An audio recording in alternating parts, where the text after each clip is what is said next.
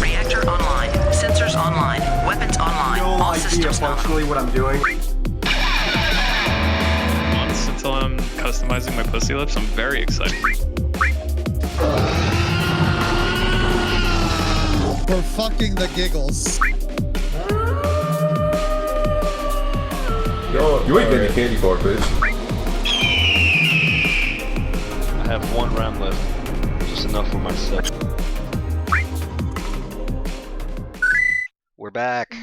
Wow! Dead. Oh, holy fuck, we're here.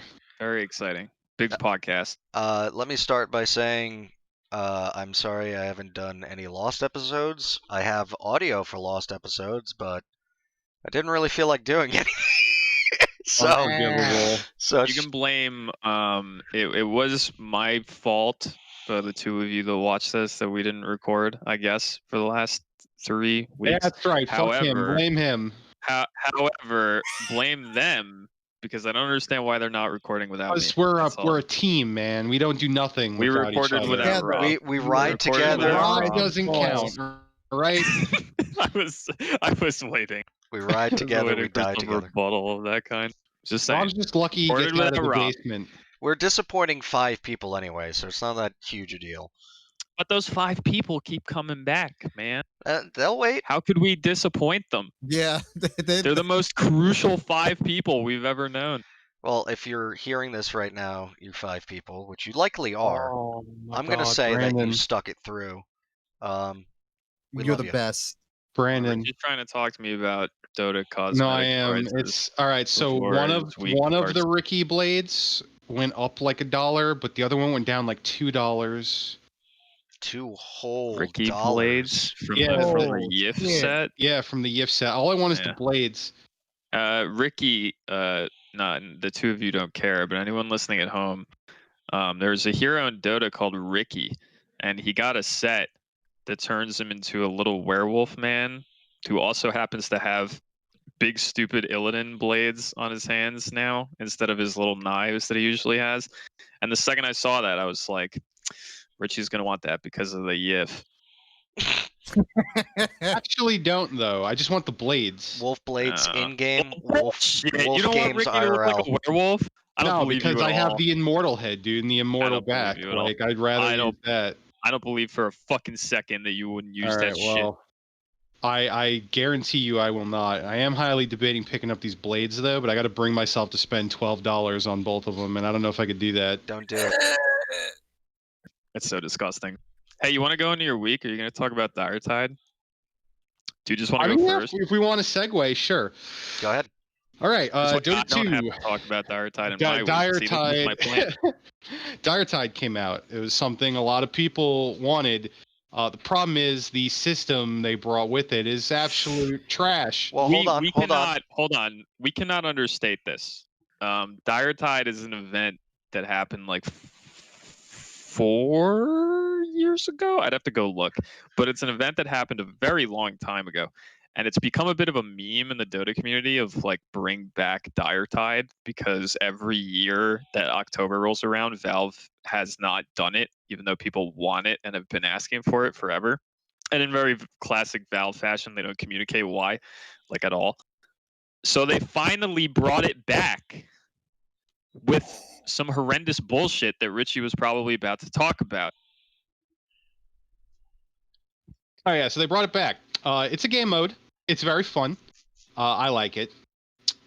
Basically, you go. It's Heroes of the Storm. You go around. It's like 2 lanes, increased like XP gain, like global XP gain. Gold. I'm just scaling gold based on. I honestly don't know. And you collect candies, and then Roche comes around the map, and you gotta hand him candies, or else he kills you and curses your team, which gives you like a dot. And you try to take objectives from the enemy team. It's very fun. It's a very quick game type as well, which is nice because usually games of Dota can last like over an hour, if not an hour. The problem is the rewards that come with the game type. There are a lot of cool rewards. Very cool rewards. Very nice cosmetics and immortals and sets. The problem is that Valve was like, what does Dota need more of? And that's CSGO. Gambling. So you unlock the chests by either buying them or playing the game, and then you have to buy separate keys to open the chests, which gives you the random chance to get things. It's literally anyone out there who has played CS:GO knows exactly what this system is. It's just weapon crates from CS:GO, and I cannot stand it. I can't believe they brought this shit over to fucking Dota. So something they like tried marketing on the Dire Tide page as well is like, don't worry, the items are immediately marketable. So you could get them even if you don't get the sets. The problem is the community justifies the market. So the top tier rewards are going for like $400 right now. Wow. That whole thing is like so fucked up because I don't even know where to begin. It's like people have been asking for that for a really long time. It's like one of the biggest complaints with almost every international battle pass is like why, or just battle pass in general, has been like back when they used to do smaller ones, was like, why the fuck do we get these items, but we can't market these and like sell them or get rid of them for like a year? Why? Like, what's the point? We're gonna put them if we're gonna list them, we're gonna list them anyway in like a year. I don't understand why you're not letting us do it now. Is it just because you want us to like just funnel money into the past to get the items instead of buying it from people on the market? That's probably what it is. But like, people have been asking for this forever, so they finally give it to us. But they give it to us alongside the shittiest fucking monetization. Yeah, behind the paywall. Ever. It's just the worst. Like if it was normal treasures, it would be like whatever. But I don't know who the fuck. You know what blew my mind about this? You want to talk about what really blew my mind? Have you been on the Dota 2 subreddit recently? Not really. No. Dude, I went on the day of the update, or no, maybe not the day of, maybe like 2 days after the update came out, and I was just looking at people's posts, and it was like the vast majority of people were like, this is the best update that Valve has ever done to the game. The content's great. They brought back Dire Tide. I love the cosmetics. Everything's great. I love it. Stuff's marketable. And there was only like, in every thread, there was only like 1 or 2 people that, if you scroll down far enough, that were like, but wait, guys, why the fuck do we have this garbage CSGO weapon box system? And then there would be people who would reply. They'd usually get upvoted, and there would be some other people who were like, yeah, this shit sucks. But then there would inevitably also be people defending it. And even then, there were only like a few people in each thread complaining about it. And I don't fucking understand why more people aren't like, nobody asked for this. Welcome to modern video games. It's fucking insanity. Most people have terrible taste. I can't stand. I'm hating the fucking Dota 2 community right now because it's like, why is everyone just okay with them getting rid of the old treasure system and being like, here's the CS:GO fucking weapon box system, which is literally designed to just fuck you in the mouth. It sucks. It's terrible.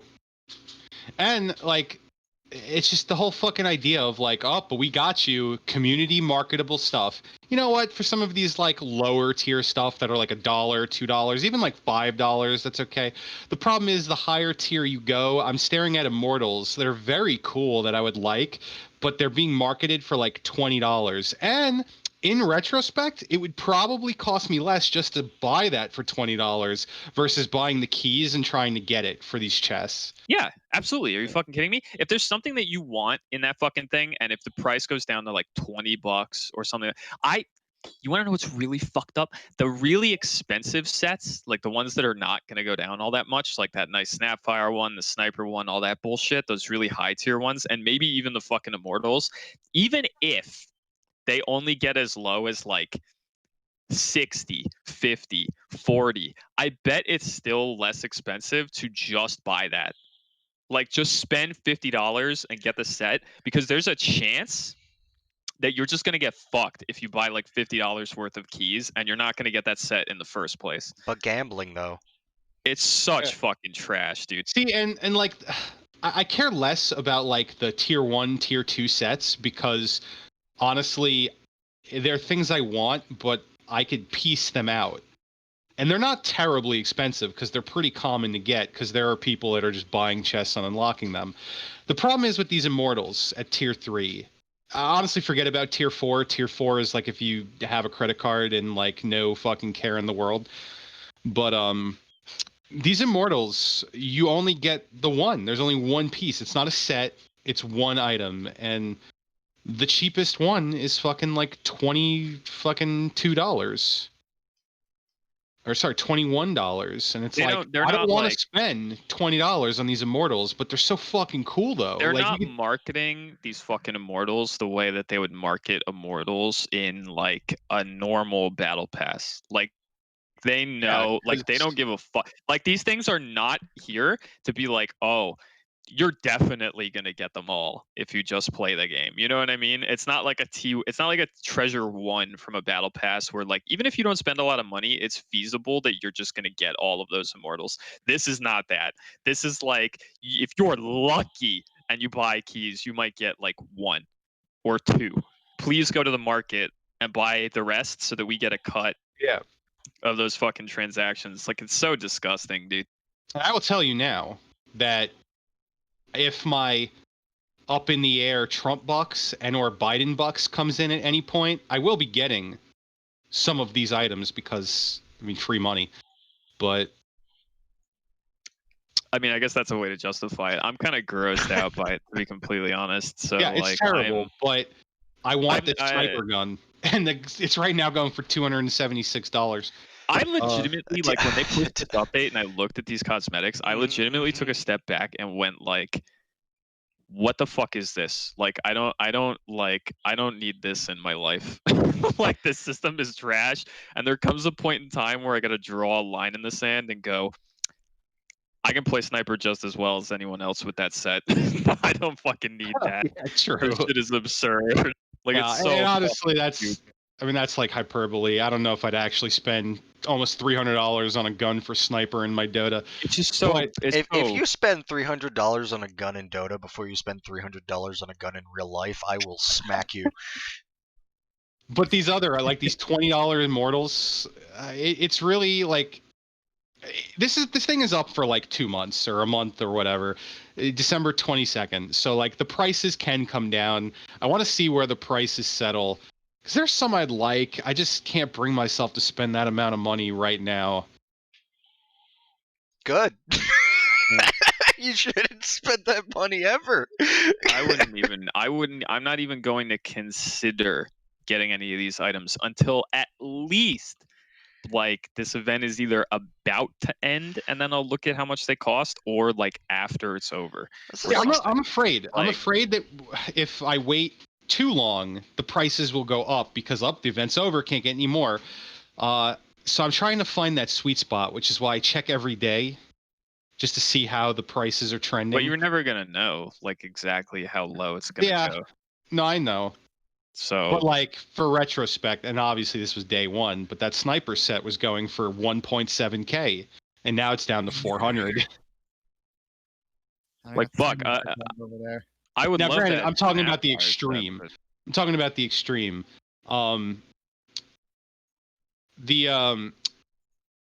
But like some of these immortals, like I would hope that like these Omni Knight shoulders maybe go down to like 15. They're 23 right now. I don't like spending $15 on a fucking item, but let's be honest, it's not the first time I've done that.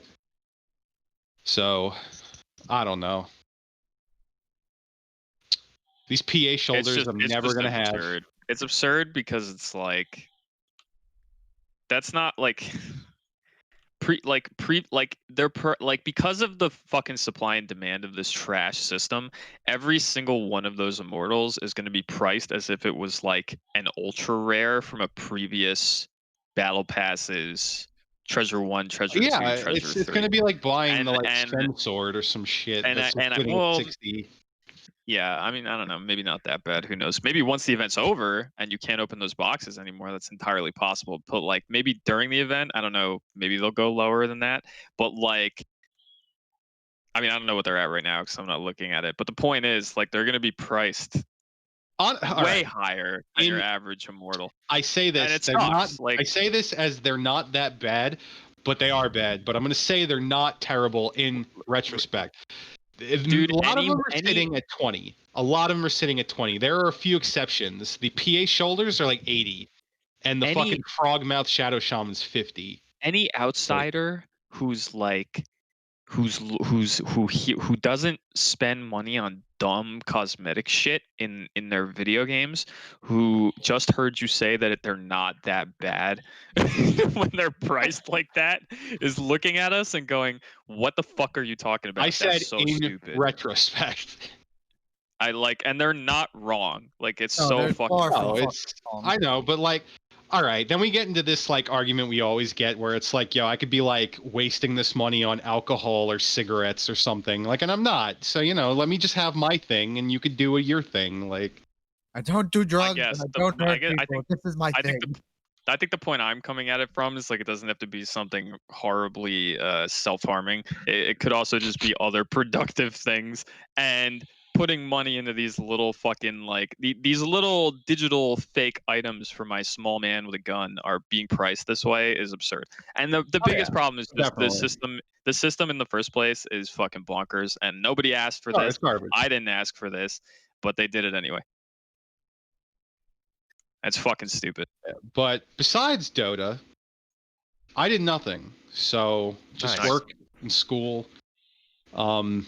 I have upgraded in my job, kind of.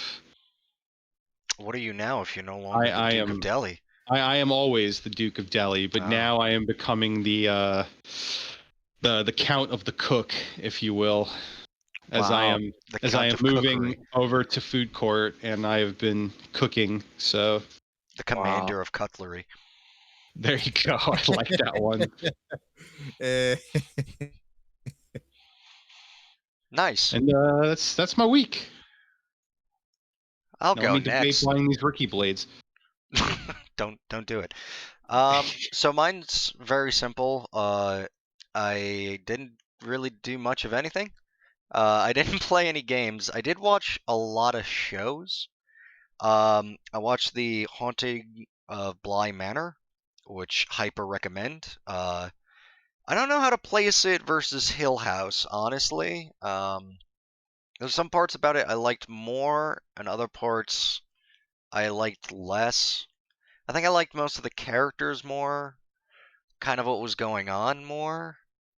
But like, I remember I got extremely scared while watching it, because like the second to last episode is like a huge lore dump, and they recovered beautifully, but I was just watching it and I was like, oh man, oh they just shit the bed in the ending, oh man. But it turned That out spoils me. no, well, it 'cause I- turned out 'cause I fine. still gotta watch it. It turned out fine is what I'm saying. Big recommends there. I watched all of The Boys season 2. Very interesting, because so the end of season 1 really had it open for the next season. It was very cliffhanger-esque, and you're like, what's going on? This one, not so much, so I'm not sure if they were like planned for 3.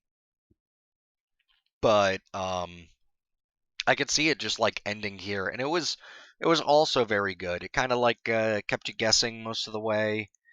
I don't really talk about it much because I know a lot of people are interested in it, and it's really hard to describe anything that occurs without spoilers, because it's a show of events.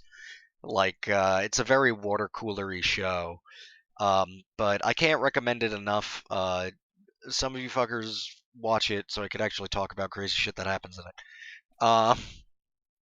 It's very good character writing is the main thing. If you like characters, that's a show for you. I watched the movie Wounds, which I think is on Netflix or Hulu. It's on a thing. It's on some sort of streaming, whatever. I really, really liked it. The people I watched it with did not like it, but I thought it was really neat. It's, again, I'm a fan of character writing, and I really like the characters in this So movie. you mentioned this movie to me, or Mm. I think you posted it in the Discord or something. I did. I have not looked at it. until right now. I just Googled it. Mhm. And you say you liked it, but the people you watched it with did not like it. What I find interesting is that I'm immediately hit with the critical reception on Google, and it's got a 4 out of 10 on IMDb, a 49% on Rotten Tomatoes, and 21% of Google users liked it. So that's Goddamn. interesting. It seems a little like most people don't like it. What is it about it that you liked? Again, I really like the character writing. It's a horror movie, but I think there's only like 1 or 2 jump scares. The ending was the real thing that was divisive versus what I watched and what other people I was watching with felt. Is I thought it was awesome because so this is a horror movie. You quite literally never get a clear view of the monster. And the closest clear view you get, which is still not a clear view, is at the very end. And it was disturbing enough that I was like, okay, I love this movie. Just for the implied things that were going on at the end. You know what it reminded me a lot of is the Midnight Meat Train. So if you like that, I think you would like Wounds. You don't get a lot of answers as to what's going on, which I could see that disappointing people. The ending is very weird. I could see that disappointing people. It's a little cliche in parts. I could see that disappointing people, but I think overall the character writing was good enough and it was interesting enough that I was like, I wasn't bored watching it. I enjoyed it throughout. And I still recommend it, even if a lot of people don't like it. Maybe I'll check it out at some point. You have my interest peaked, if only because you're saying that you liked it, but I'm seeing a lot of people negatively reviewing it, so I kind of want to watch it. It's also got the lady from the weird BDSM movies in it, which was kind of shocking. I thought this would have like relative no names in it. No, yeah, it's actually got a pretty okay cast. Even the main lead guy, I've been seeing him pop up in a bunch of things lately. There's essentially like not really a cast at all outside of those 2 characters. Like there are, but they're all very backgroundish compared to those 2. So they spent their money where they needed to, I guess. Interesting. I may watch it at some point. You have my interest peaked, my curiosity, if you will. Good. Yeah, I don't really, I can't recall anything else. I feel like I had to have watched more than those 3 things, but I can't recall it, so I'll call my week there. Cool beans. I know for a fact I played no video games. Oh, I guess I Damn, could mention 3 that. weeks of no video games? Well, I can mention that real quick, is that work has been nuts. I quite literally, like 2 weeks straight over the weekend, did like 9-hour days because it's just, we got a gigantic order, and tomorrow I'm looking forward to another gigantic order. So it's fun. Yay. Nice. Good shit. Me or you? All right, I guess I'll go. My biggest thing I've been doing this past like few weeks is I've been playing the hell out of Hades. I picked it up as its 1.0 release came out. It's a lot of fun. I would recommend it. Very interesting story, actually, which is rare for like a rogue like this. Multiple runs, repetitiveness. But it's got a story that makes it a little more engaging and makes you want to keep doing runs with different weapons and getting the different boons and everything like that. Playing League of Legends with my buddies. League. No, not my Dota. Yeah, not my Dota superiority guys right here. Fucking actual League. League of When are you gonna Legends. turn on Dota? Huh? I remember you said you installed it like 3 Yeah, months ago I or something. uninstalled it immediately. You uninstalled it? Yeah. Did you really? Yeah, I need room on my computer, and I was like, What I the need to- fuck? You get me all excited saying you installed it and then you uninstall it instantly before you even try it. Big rip. Big rip. Why Enjoy your walk in the league. basement? Any sorrow, big rip. Now would be the perfect time to jump into playing Dota. They put a game mode in that's not Dota. but you're playing Dota. Trying to entice me with the one thing that I am down for, not playing Dota. It's the perfect time, dude. Do you like Heroes of the Storm? They put it in the Dota. Anyway, otherwise, I've been working a lot, pulling in a lot of overtime, and just getting through it, getting my paid time off soon because I'm reaching my threshold for getting some paid time off after the winter ends. Well, not even the full winter, just December. Trying to think of anything I've watched. Nothing really. Because Halloween was just a bit ago, I watched a lot of horror movies. Heaping shitloads of porn. What? Well, that's Horror, like a normal thing. horror-based Horror porn. porn. Dude, horror porn's the best. Them ghost and ghoulies, let me say. Oh, the succubus, man. Emphasis on suck. Uh, Alright, that's getting cut out. Continue. Wow, you censoring yourself and your shitty joke? Yeah, no, I'm just do that, I'm by just erasing mistakes. No, you got to keep the mistakes I'm in. like that guy what from people like. RoboCop. It'll lead to my death. No, people like the mistakes. Okay. You've charmed me. I've watched enough Best Friends, Super Best Friends content to know that people like the mistakes. The biggest mistake was their breakup. Yeah, the biggest mistake was their 4-way death. May they rest in peace. I was at the end of your week. yeah, that was the end of my week. Okay, my After week that was joke. I did a lot of things that aren't extraordinarily interesting. I played a lot of games. I'm going to talk about almost none of them except for 2. Because in the time period when we last recorded and now, Amnesia Rebirth came out, as did Ghostrunner, and I've played both of them. I can't give much of a lasting opinion on Amnesia yet because I haven't finished it, and also just like spoilers and shit like that. I'm will hearing say, an unfortunate amount of middling stuff about Amnesia. I've heard that too, but I don't, and it worries me because like I haven't, as I said, I haven't finished it. I'm like, I think Steam says I'm like 6-7 hours in, but that's probably a little off the mark just with like menu time, and I think I stepped away from it at one point but left it on. But still, I'm probably like 5 hours in or something like that.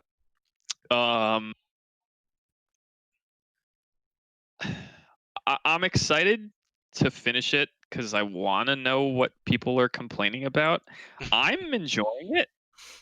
Like I'm enjoying it a lot. The first night I played it, I actually really liked it because I basically got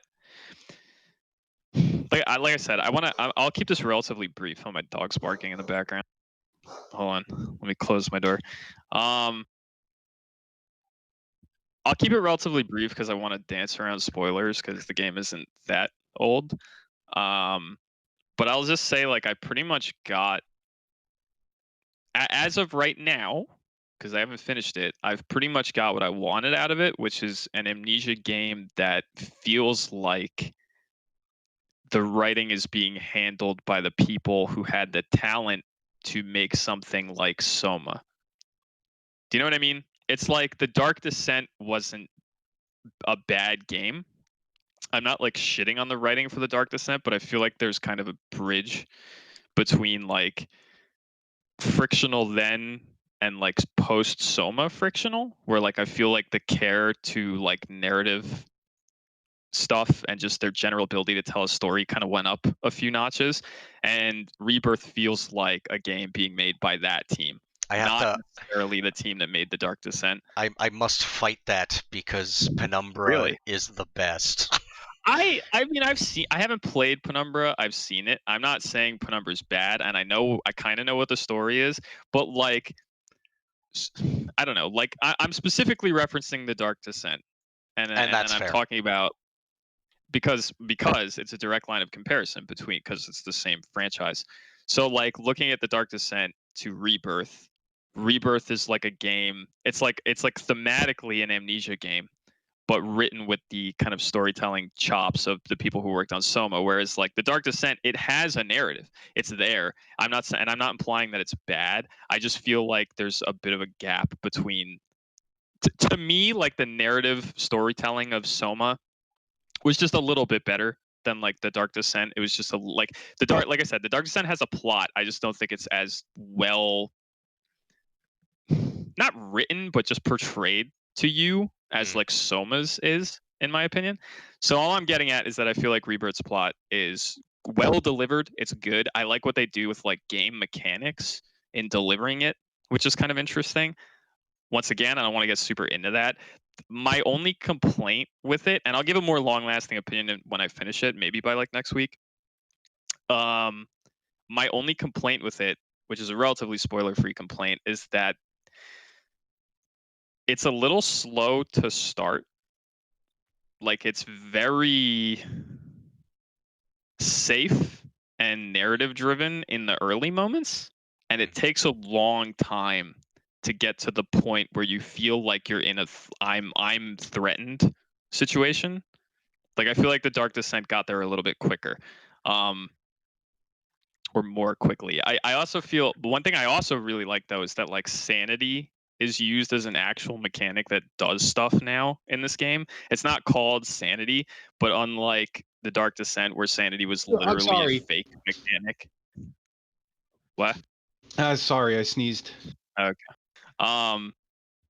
Unlike the Dark Descent, where sanity was literally a fake mechanic that didn't do anything, which was like kind of hilarious to me, is that it's there and loading screens straight up lie to you and tell you that it's doing stuff, but it's not. This game has a stand-in for it, and it actually affects gameplay and shit like that. Like, there's a lot of things I like about it, but I can't really give like a strong opinion until I'm done with it. And then Ghostrunner is Ghostrunner. It's good. I don't know what else to say about Ghostrunner. Like, it's like I had like two main complaints with the demo with Ghostrunner, which I think I aired on this podcast when I played it, which were that the audio design was kind of dog shit and the enemies were kind of bland. And the main game fixes pretty much both of those things in their entirety. Like, the game, as it starts to introduce more enemy types and like give you extra abilities which are not present in the demo, because the game as you play it becomes more than just dodge the dudes, dash in and hit them once and kill them, and as you start getting access to these like extra abilities and shit, and as that comes in and new enemy types comes in, it gets really interesting where every fight feels like an extremely fast-paced puzzle of like, how does this enemy attack me? How am I going to evade it, even though that other enemy type is over there, which is attacking me in a very specific way at the exact same time? And like, which ones am I going to deal with first and shit like that? And then the abilities come into it where it's like, well, now I have these extra tools that I can use to fuck with this. And it's like, I give 2 large thumbs up for Ghostrunner. I'm enjoying it immensely. I'm probably going to finish it before I finish Amnesia. So maybe I'll have more of a long-lasting solid opinion on that by next week as well. And that's pretty much my week. That's the only 2 things I played. I didn't watch shit. I didn't do anything else exciting. More exciting, people. I've been looking at like, I've been having a conundrum of like trying to figure out what I'm gonna do with like a new monitor and like my audio situation, because my new computer comes on Monday, I believe, supposedly. That's with the 3080. Yes. Nice. Apparently, I have a feeling we have a really good segue after this. Continue. Yeah, I didn't know this, but I had read apparently that, and this makes sense why I was able to get one, is that PC like builders, like companies, got better access to stock for cards like 30 series cards and stuff of that nature, which is why I was probably able to get one more easily from them, and why people who are just trying to buy these cards on an individual basis just to slot into their rigs or whatever are having more difficulty finding them. But yeah, that's about that. I'm having a fucking mild panic attack because like I'm gonna get the computer on Monday, and I'm basically just gonna plug it into a TV that can only do 1080 60 until I figure out what I'm gonna do, like monitor wise or TV wise. And then I have to figure out how to make my 5.1 like, fucking audio setup You work. can get a pretty decent TV for not that much. Yeah, I want something that can do like the 4K at like. Honestly, you don't even gotta like spend more than like $500-600 for a banging ass TV. Yeah, TVs are mad cheap. I heard Like 48 inches though, because like my TV I'm using right now is 48 inches, and I want something that does 4K, and I would really like something that does 4K at like 120 or something like that, which is probably going to be that's the extremely hard expensive. part with TVs is high refresh rates as well. Yeah. There's a really nice LG TV that like Linus Tech Tips did an entire video on like a week ago or 2 weeks ago. That's like giga expensive, but it's literally exactly what I want. It's a 48-inch TV. It's the exact same TV I'm using right now. It does 4K at 120. It's kind of a beautiful thing, but it's also extremely fucking expensive. And then I got to figure out like how to make my audio work, because it wouldn't really be viable with my receiver and shit like that. So I don't know. That's my own personal fucking conundrum. That's not super interesting to listen to though. So It's mildly that's pretty interesting. much my week. When it comes to that, I would just wait for the good old Black Friday, Cyber Monday.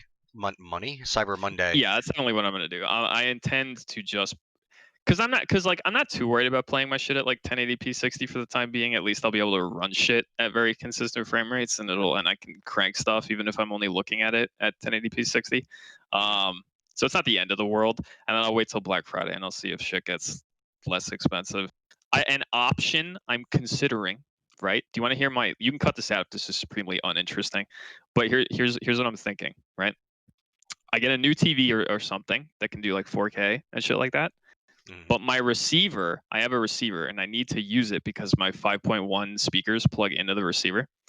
But the receiver has old ass HDMI ports that can only do 4K 60. So I won't be getting, if I got a TV that could theoretically do 120, I can't run through my receiver because it'll fuck that up. Interesting. So I have to go directly to the TV, yeah? Yes. So what I've seen people say is something I can do is I can plug my computer straight into the TV, and then you can run another cable from the TV to the receiver. It's called like ARC or EARC. And then you just get audio through the receiver, but the video signal never passes through it. Neat. So I could theoretically do that, but some people say you get latency on the audio sometimes if you do it like that. So like I don't fucking know what I'm gonna do. It's a bit of a conundrum. And it's for me to Guess solve. you gotta buy a new receiver. Yeah, that's I don't want to do that. I really don't want to do that. But we'll see what happens. That's me, pretty much.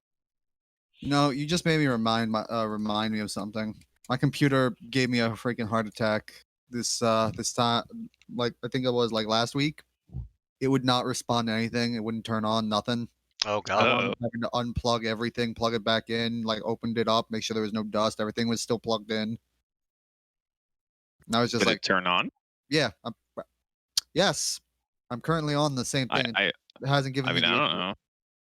That's what makes it a scur. But I was like, oh please, I don't want to buy a new one yet. Did you like? So like you straight up hit the power button and it just didn't turn on at all?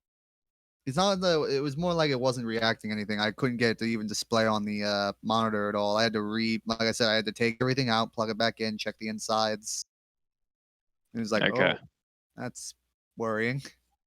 Yeah. If what you were saying was you hit the power button and the fucking thing just didn't turn on, that's very frightening, because that's when my graphics card exploded. My computer did that. It was a sign that my yeah. Keep an eye on that. Yeah, I am. I'm debating getting a new rig, but I really don't want to, even though I got some extra cash stored away. Hopefully the government gives us more money for... I didn't get the first government check. What? Why not? Oh, right. You're young. Shit. Not even that. They said, oh, you must have missed it. When you go to do your taxes, you'll get it. I was like, I gotta wait for my Trump bucks? Listen, I don't want to hear it. You got that unemployment bucks, which is more than the Trump bucks. I'm sorry, I lost my job. Made more money for Goddamn social.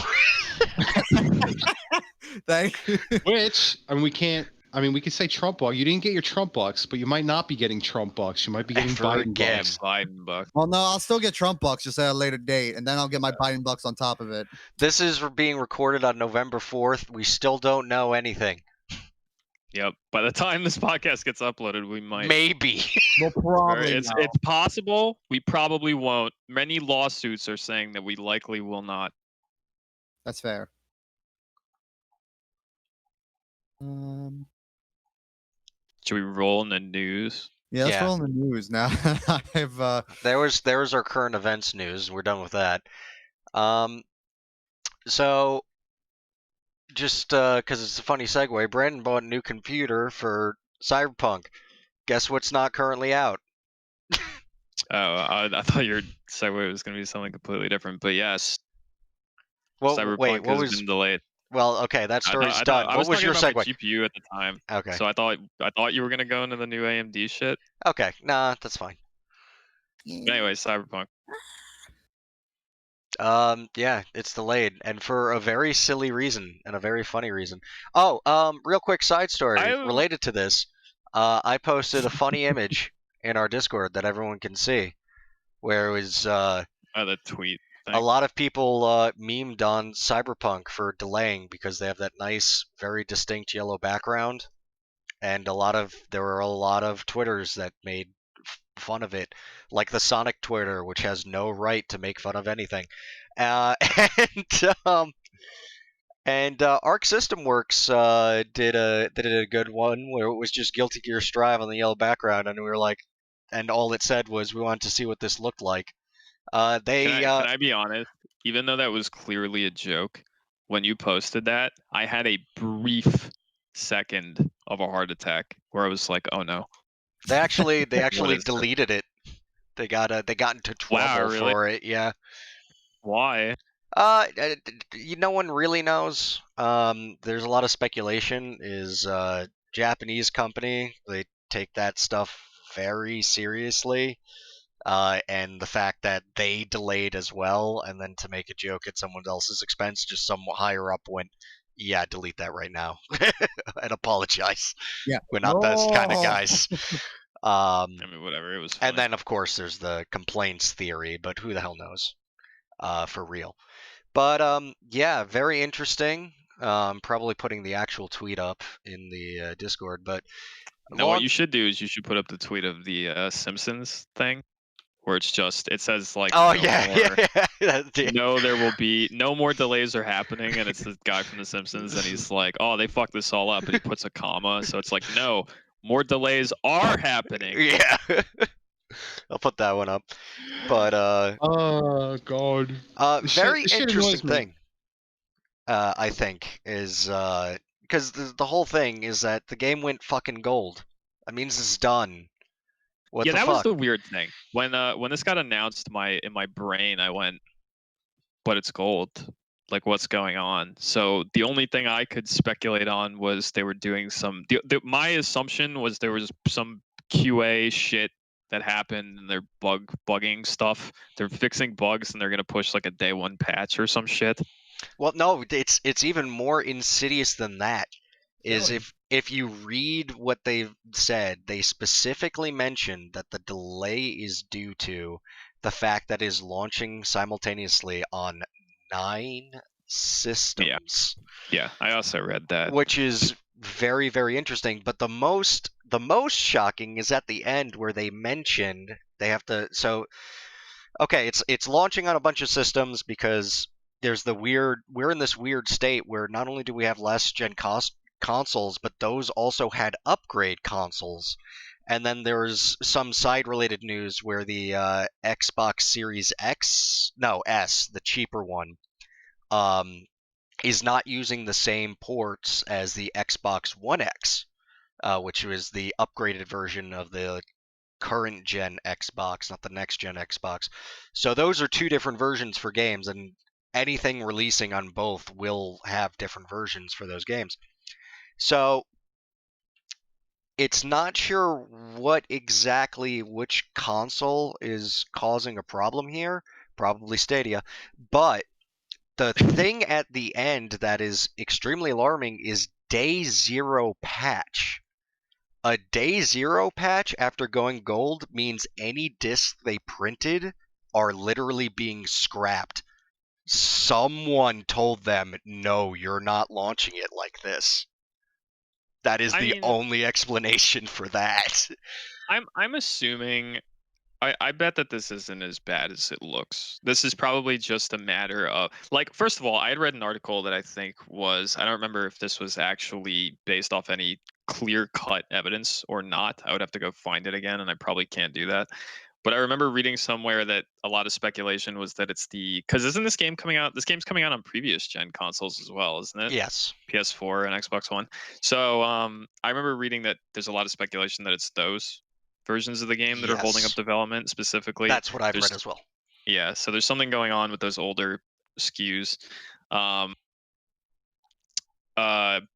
what I was gonna say is, like, I bet this isn't quite as bad as it appears. I legitimately believe that it's probably just they caught some shit. They were like, "Fuck, we need to fix this before the game comes out because we want high Metacritic on like day 1. So let's just fucking let's iron this shit out so that when people download this or install it on day 1, there's just a little patch that comes along with it that you probably won't even notice, which is just fixing some bugs that we caught before we push it." Yeah. I'm assuming that's what it is. It's probably not anything that bad. On the flip side, it's something catastrophic. And this game's actually going to be horrible. Well, here's the thing. I hope that's not the case. I think for such a thing to have occurred, like scrapping discs for a day 0 patch, basically for just a version undoing gold, I think it's just for a version was catastrophically bad. And because it's releasing on so many consoles, there was someone who said, look, it all has to be kind of to spec. Within reason, of course. You're not going to get the PS4 regular version performing as much as like the Xbox Series X. That's not happening. Yeah. Or the PC version for that matter. So I think it's specifically one version was just like an unoptimized mess that they were probably planning to just regular patch into kind of working. But someone was like, nope. Because I read a report. I read the headline. I didn't actually read this report. Was that apparently the programmers had no idea about this last delay. Okay. That they were just, they were like, okay, we're good. It's gone gold. We'll just do our usual bug fixing and day 1 patch type work. And then it came down from the top. It's like, no, it's delayed again. And they had no idea. But that could be a lot of weasel words. I didn't actually read that article, so I don't know for sure. Interesting. I mean, I don't know. It's simultaneously worrying, but also I'm very I don't know. I'm not. It's annoying because, as you used for a segue, and like it's a funny joke. There's also truth to it. I felt pressured to upgrade my PC because the game was coming out. I physically cannot upgrade to Windows 10 on my current rig, so I was like, fuck it. I'll use this as an excuse to get a new rig with a 30 series card. So I did, and now the game's not even coming out. I could have waited. I could have waited a long time. I could have waited for the fucking new AMD shit to come out, but I didn't because I thought this game was going to be coming out in like 5 days. Speaking of segues, new AMD shit. Unless you guys have any add-ons. I mean, it's a delay. I've been vocal about delays in the past. Is Baldur's Gates, Rich? No, there was no maybe. There's no maybe. Yeah, I've been vocal about delays in the past, and for I guess lack of better words, it's always been a contextual thing with me about delays, and this one's very annoying. I kind of hate the fact that they're like, especially after the first delay, we wanted to make sure it's good on all these other consoles, even though it's ready for others, so we're pushing it back a month. I think that's kind of bullshit. In some hypothetical parallel universe, couldn't couldn't they have just delayed if this was a version issue? Couldn't they have just delayed those versions of the game? Probably. Didn't Oh, that yeah. happen? That happened once with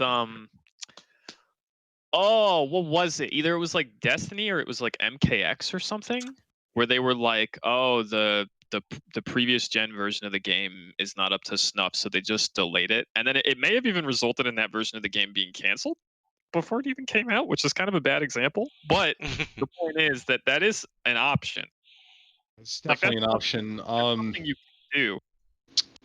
Probably an unpopular opinion I have is I feel like, again, a delay that a developer is trying to use the pandemic as an excuse. They like pseudo slide in the we've been working at home, things are difficult. It's like I don't take that as an excuse anymore. Like we're fucking like 8 months into this shit. You shouldn't have trouble working from home at this point. Just my unpopular opinion. I really feel like some developers are taking the community a little for granted on this thing. Yeah, I don't. Stretching that goodwill. Yeah, no, I really think that like whenever like obviously this was a version delay that, as we just said, didn't necessarily have to happen, and the fact that they want to throw in their statement, it's because we're working from home, and then they never touch on anything else except for that. I feel like they're just like trying to get pandemic points, if you will. It's very the good old PP. It's possible you're not wrong, and that some companies, CD Projekt included, are just using it as an excuse when they have to delay their game for some other completely unrelated reason. It's also possible that it's not an excuse. You know, we're not there. I'm not working on the game. I don't know how the fuck the pandemic is actually affecting these people who are actually working on it.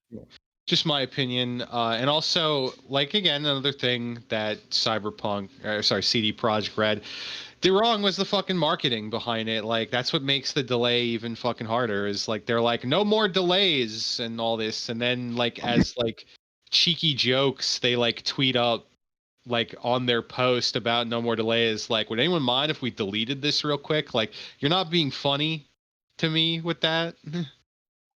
I don't know. It's just like the marketing behind it, I think, was bad. And like I think there was like another tweet by like an executive or some shit that was like, the only thing that's or a developer, the only thing that's gonna stop this game from coming out is like a natural disaster. And I mean, I guess technically, if you want to blame the pandemic, is not wrong. But it's close. It's not quite like an earthquake or tsunami or something of that nature. Pretty close. What with all the shutdown and economic fucking disaster. I don't know though. I think it's funny because it kind of brings us back to the Baldur's Gate fucking great debacle between you and me. But it's like I don't know. I guess I'm a little more open to the idea that like, haha, they tweeted a bunch of funny jokes about a delay, and they legitimately probably. I'm willing to give them the benefit of the doubt and say that behind the scenes, a lot of those people making those tweets and shit legitimately believed that they were not going to delay this game anymore. I bet that they truly thought at the time when they made those tweets, they were like, we're good. We're in the clear. There's no issues. We're solid. Like, we're on the path to fucking going gold. Like, this game is coming out on the date that we have set. And they were ready for it.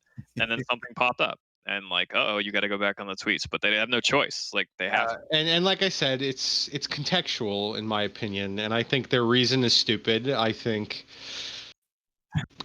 I don't know. Like I'm just beating a dead horse at this point. Their fucking reason is stupid. Like, and obviously it doesn't matter what I say because I'm giving them money for this game, so they got me. But I think their reason is stupid. I don't necessarily agree with you there. I will give you this: that in theory, they could, if it's a skew issue, they could have just delayed those versions of the game. I think just did that. I don't know. I think whether it's Microsoft or Sony or Google, let's pretend it could be Stadia, those guys, they have so much money. I bet you they were like putting pressure on to like, don't you dare delay one version. We got a lot riding on these launches. Even if it's for like a previous version, it makes the company look bad where it's like, oh, just the PlayStation 4 or Xbox One X or whatever version is delayed. Nope. Unilateral, definitely do it. it's not preferable. I Right. like obviously want every version of the game to come out at the same time. Not just for that reason, but also because like they want all these versions of the game to hit the fucking market at the exact same time, so all those positive reviews flow in at the exact same time, and there's nothing negative that anyone can say about this game at the moment of release. They don't want to make anybody mad. They want everyone's money at the exact same moment, regardless of what platform you're playing it on. And they want all that positive number on the Metacritic that they can get on like day one, second one of the game coming out.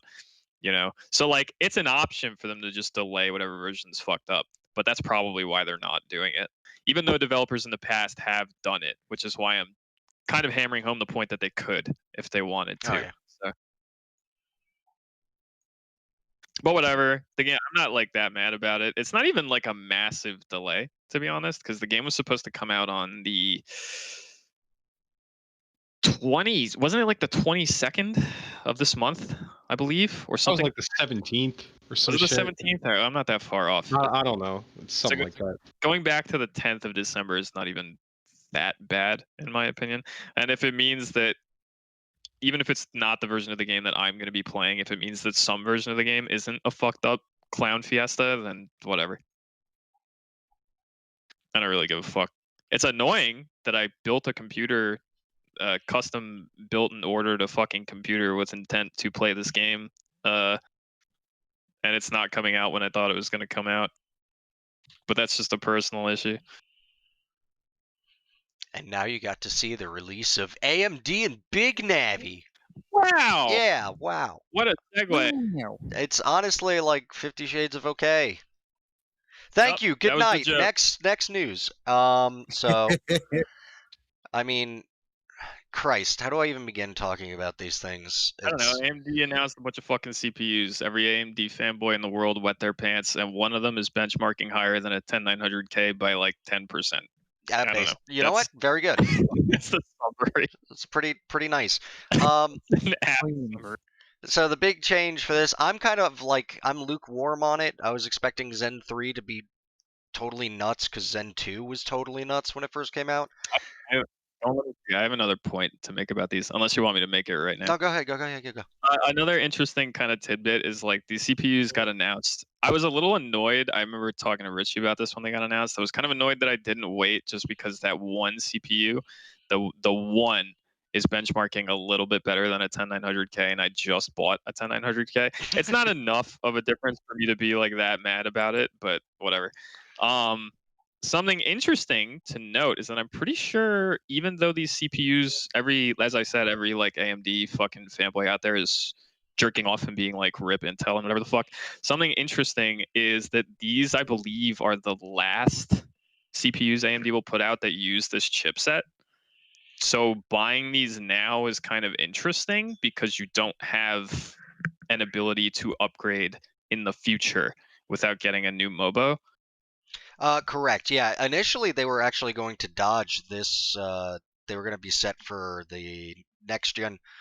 So right now, their motherboard numbers, they're at 500 series, and they had to retroactively program in that these would work on 400 motherboards, which is kind of current gen 2 years ago. So yeah, originally they were gonna go 500 forward.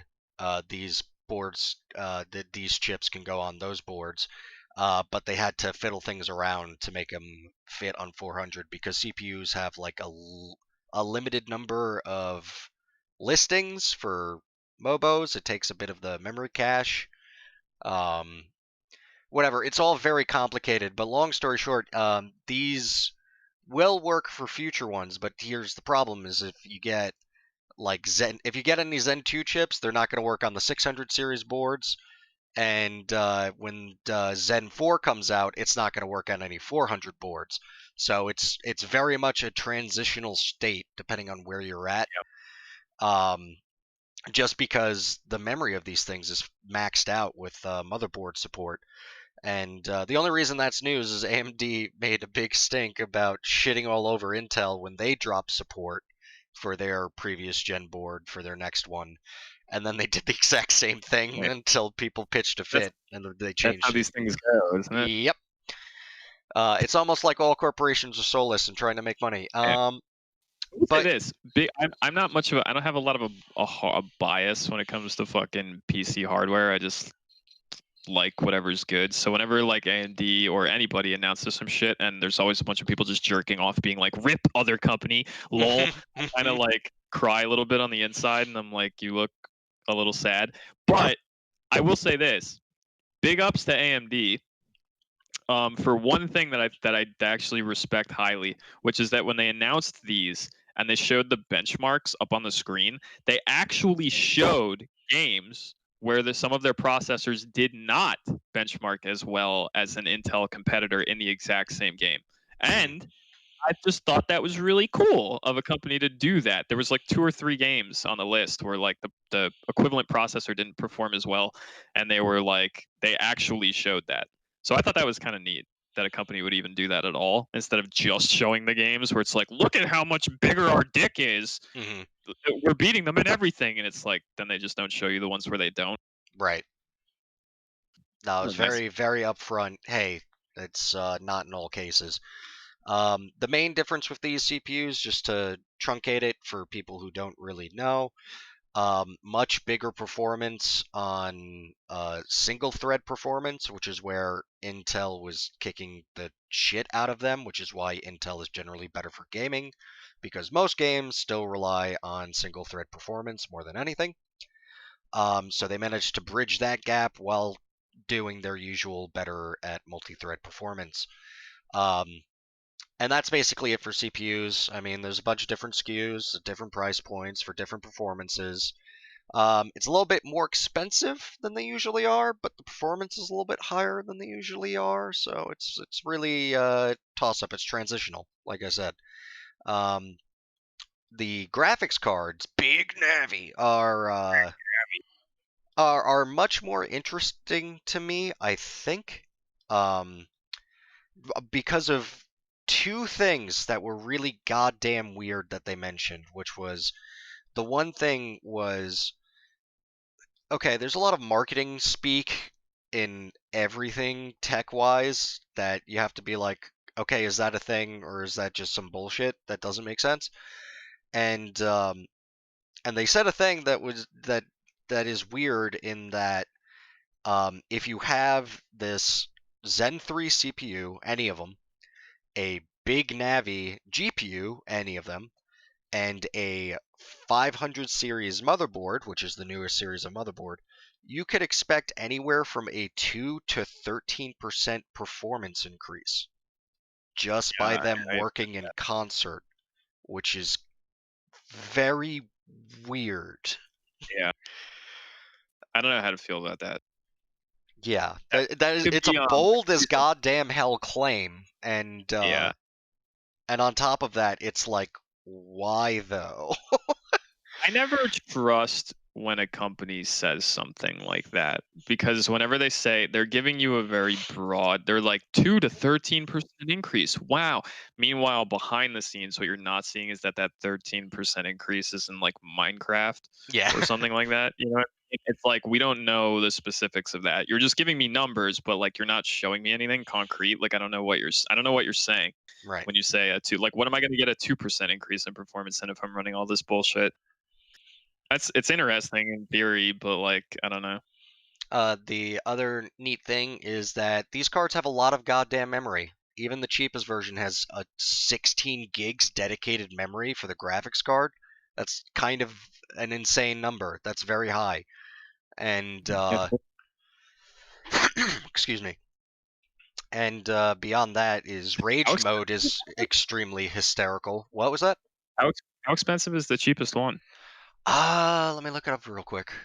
The cheapest one is the 6800 which is basically equivalent to Sorry. bless you, a 3070, maybe a little bit better. Is 16 gigs versus 8 gigs. 579 versus 499. And then the one under it is the 6700 XT, 12 gigabytes versus 8 gigabytes, and $100 off of a 3070. Less performance though. It's estimated at like 87% of the performance of a 3070. So Okay. very Interesting. interesting.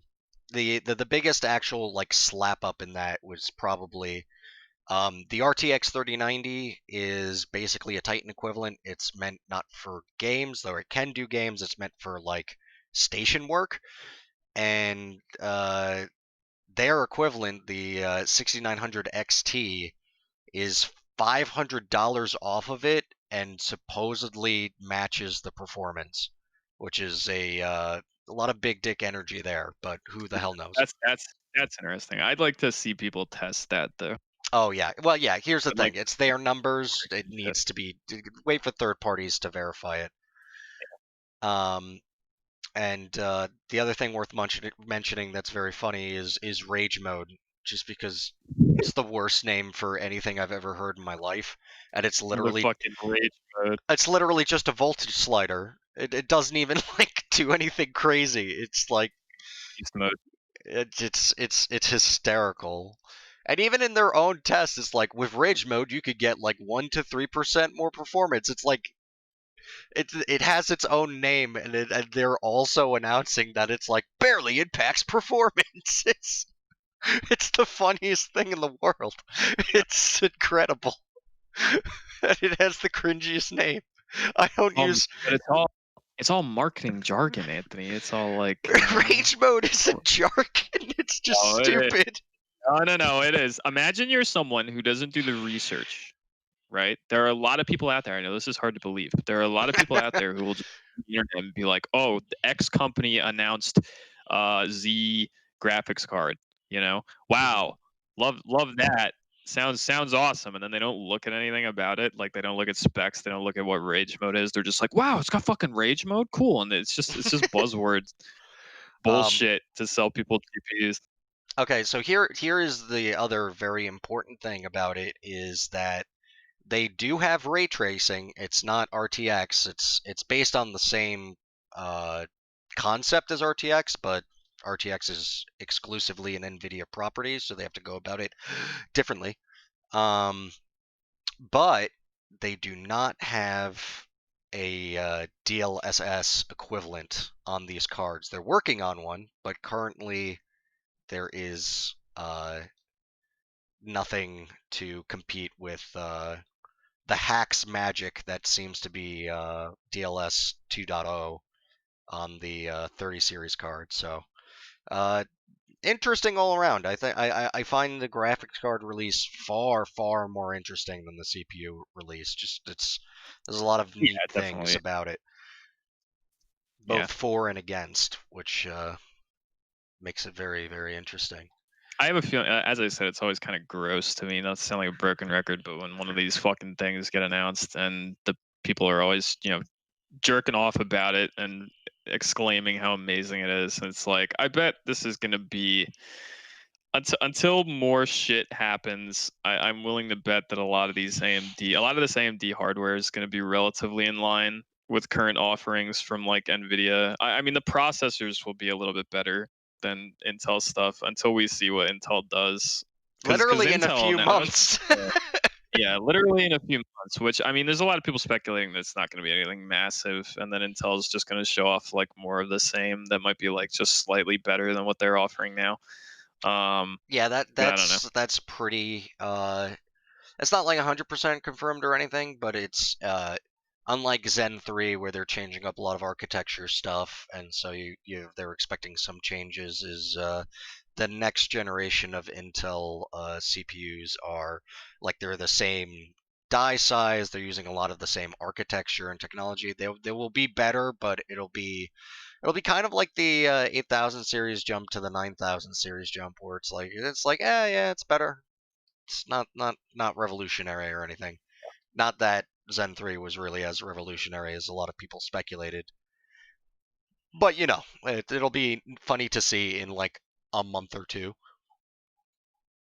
None of this shit will matter in like a year and a half when we're talking about even newer CPUs. Yeah, that's the big conundrum of PC gaming is when to upgrade, and I mean, listen, because there I'm in will that space. always be now. new stuff. There will always be it.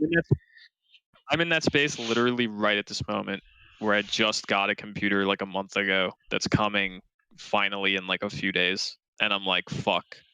Like and then Cyberpunk gets delayed, and I'm like, fuck. I wish I'd waited for like these processors to get announced and like just to see this stuff.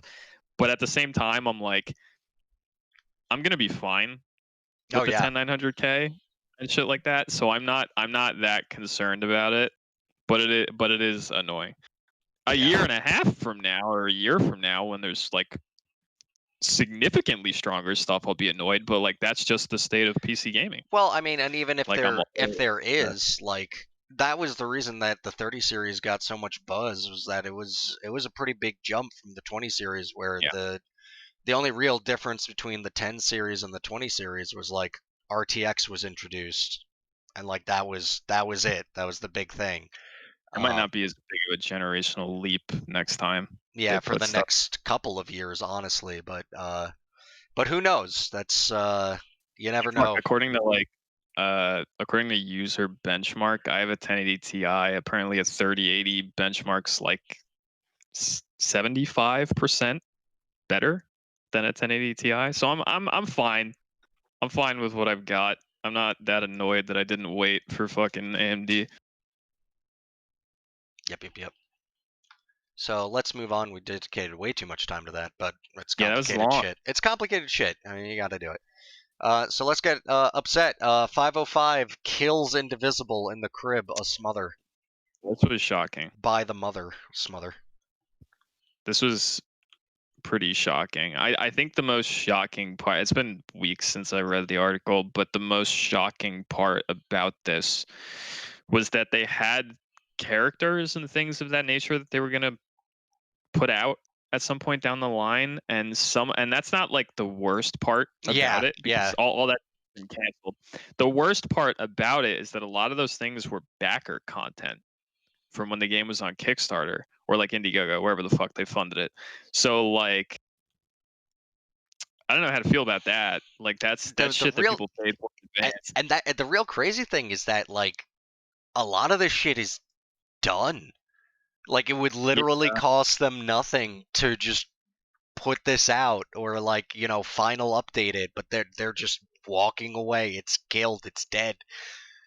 According to it's a very Konami-esque maneuver, you know?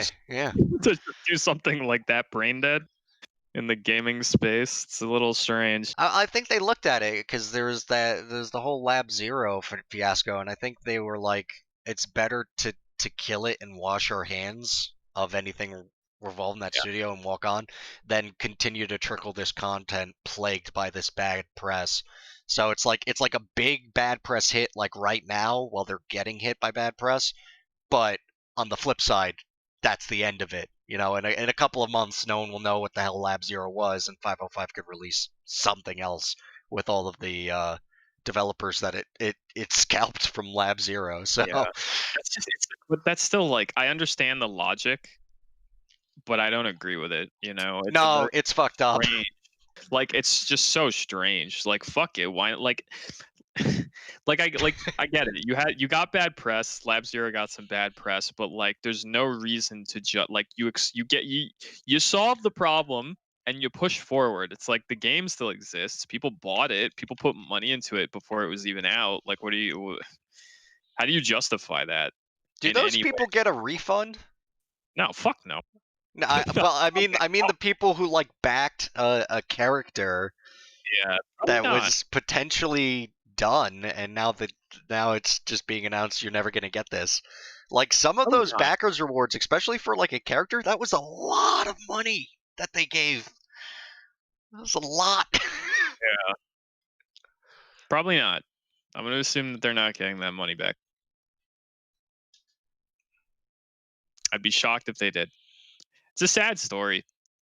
Everything about it is sad. Like, not just for Indivisible, not just for the people who aren't getting that content, but also for the future of shit like Skullgirls and just like all those people's jobs and shit. Like whoever isn't like, I don't even remember like, how did that shit go down?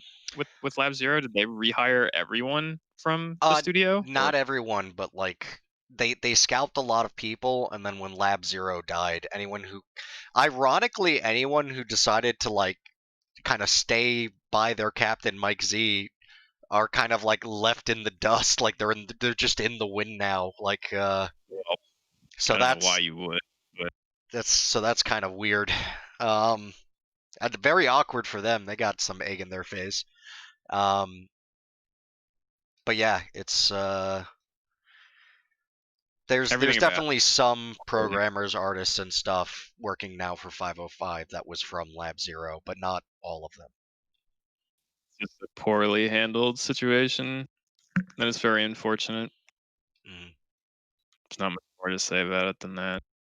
And speaking of more things, is Level 5 dead in North America. They're a Japanese studio primarily, and they're still doing Japanese stuff, but their entire American side of the team is more or less gone.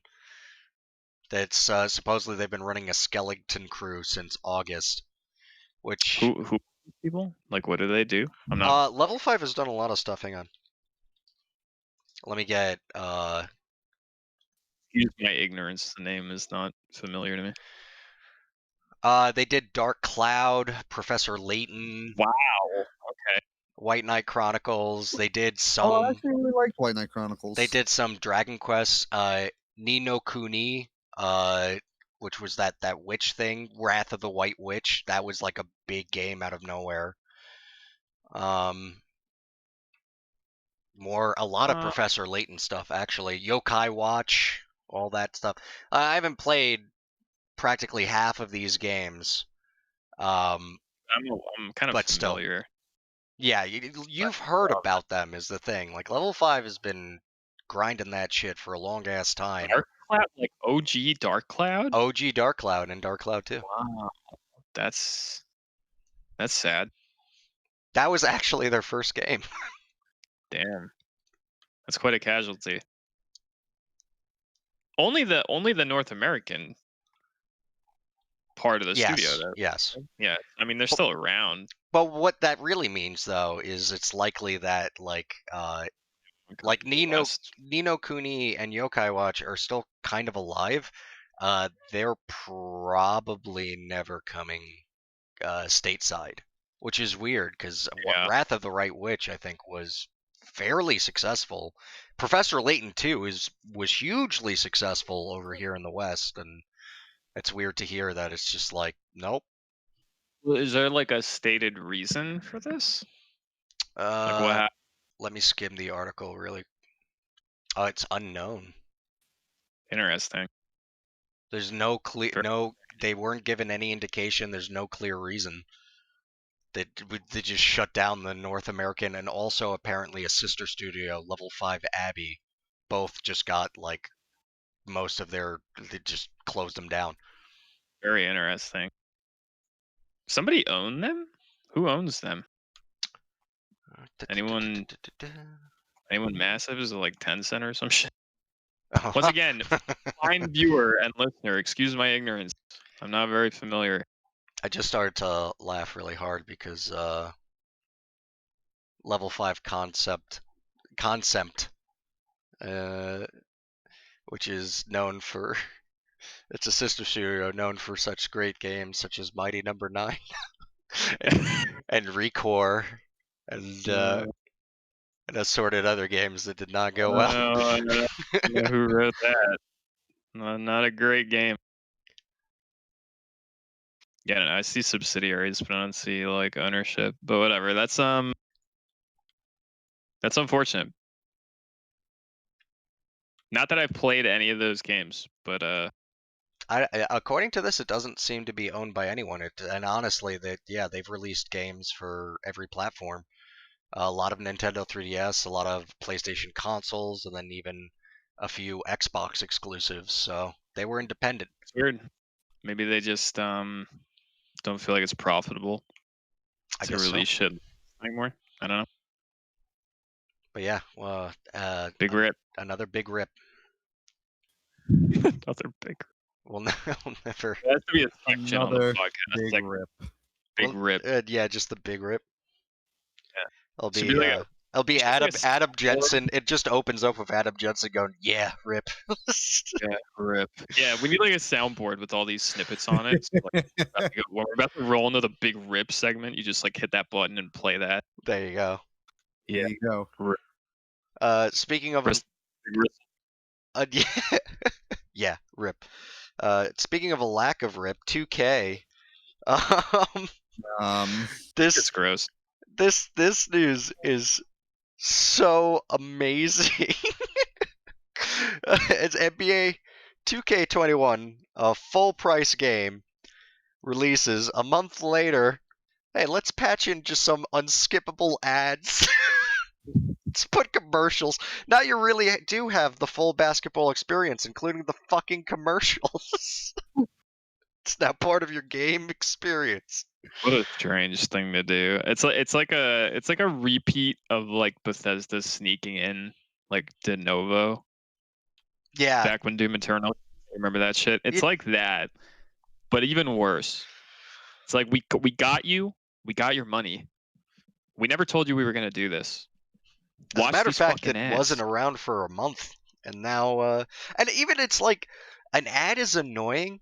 An unskippable ad is super annoying. Oh yeah, that's the worst. You have to just sit there. Not great. And here's the other thing is that like games have done in-game ads very cleverly in the past. I have an example that I was about to use actually. Yeah, go ahead. For that exact thing. Street Fighter V. Street Fighter V has a really weird one where you can turn on in-game like costume ads, where like your character, like you can have this isn't an exact example, but you can have Ryu with like a big Mountain Dew and Doritos fucking logo That's on his awesome. back or whatever, and like you'll get in-game currency if you like opt into that and turn that on. I was thinking even like you can turn it off. No, but I'm thinking like back even older. I remember playing things like Burnout Paradise, and the billboards in the game would have advertisements for real life things that it would rotate and cycle through. I think GTA does something similar. And it's just very weird for like a sports game. There are banner ads all over the place in like a regular stadium. There's no reason why you couldn't, like, instead of wresting the control from the player to play this unskippable ad, like the example is this big Quest 2 commercial would play, just have any of the banners in the background just say Quest 2. You get your ad money, but the player isn't pissed off and insulted. If anything, they're immersed. Like, this shit, there's smart ways to do these things. The fucking the Yakuza games are like rife with ads. They're all over the place. Like there's so many like there's so much product placement in your average Yakuza game, like on store shelves that you walk into, on like billboards when you're going down the street. No one complains about it because it's kind of cool. It's like you're walking through, like I'm going through downtown Camarocho and I'm looking at all these fucking real ads for real shit, but like I don't care, because if I were to like walk out of my house, you know, if I live in like New York City or whatever and I walk down the street, I'm getting like a very similar fucking experience. It's kind of like well integrated, you know? Yeah. Makes sense. This is just like gross. This is like, we're just going to force you to watch ads as though you were watching TV and like interrupt your fucking experience. And they weren't there from the start, so you didn't know when you gave us $60 or however much it cost you to play this game. Yeah, it's insane. And again, it's a 2K sports game, so that game is also loaded with like loot box for advantages, like transaction shit, but it wasn't good enough. Yeah, it's like, what the hell? Ad for Doritos, you fuck. How greedy can you get? How much longer do you think it'll be before we get a game where it's like, if you don't buy card packs and loot boxes and shit, then you're fed the ads from day one? That's like the price that you pay. You're not giving us money for our horrendous monetization. Watch this fucking ad. You can't opt in. You've got to do it. You can buy some loot boxes and you won't have to watch ads anymore. You know? There's Like a there's Spotify subscription, but for your games, yeah. Yeah. Oh man. Oh, Spotify for the game. Oh You see wow. what I'm saying? You see what I'm saying? You can go listen to Spotify for free right now, but then you're gonna get some ads in between songs and shit like that. Like, same thing with games. Buy a fucking loot box pack, right? Buy the Apex Legends Battle Pass. If you do not, then sometimes between your matches, you will have to look at this Dorito commercial. You have no choice. I'm sorry, I just thought of Doritos. Coming. I actually thought of Doritos. But Robbie- Doritos is humorous to you. Robbie thinks of Doritos and becomes mirthful. Doritos. It Mm, sounded a lot better before it came out. Because I was thinking like all the Doritos commercials. I was like, eh. oh yeah, they have pretty okay commercials. Morgan But Freeman. then as soon as it came out of my mouth, I was like, wow, that sounded really retarded. No, it's fine. Morgan Freeman rapping in a Doritos commercial between your Apex Legends matches. It's coming. Well, let's go deeper. Let's go even worse. Like any conceivable unskippable micro cutscene.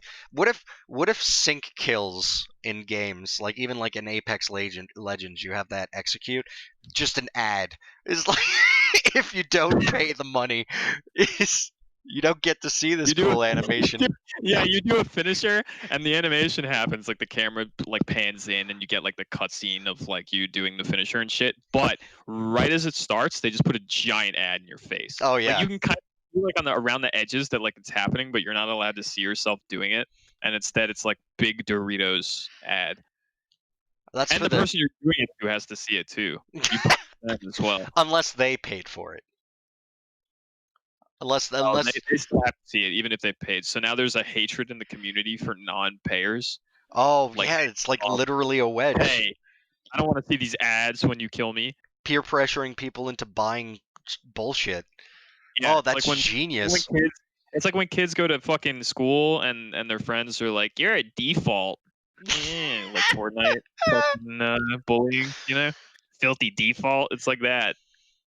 The guys, for the new person commercials. walking around with just like the solid color lunch bag as opposed to the Marvel lunch bag.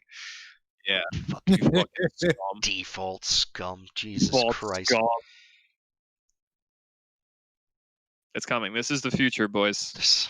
We gotta The stop whole predicting such Listen. nightmares. All of us need to say a prayer to some dark god somewhere, some horrible alien god.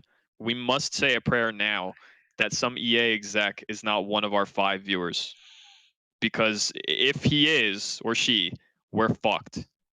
We've just crafted the future of monetization.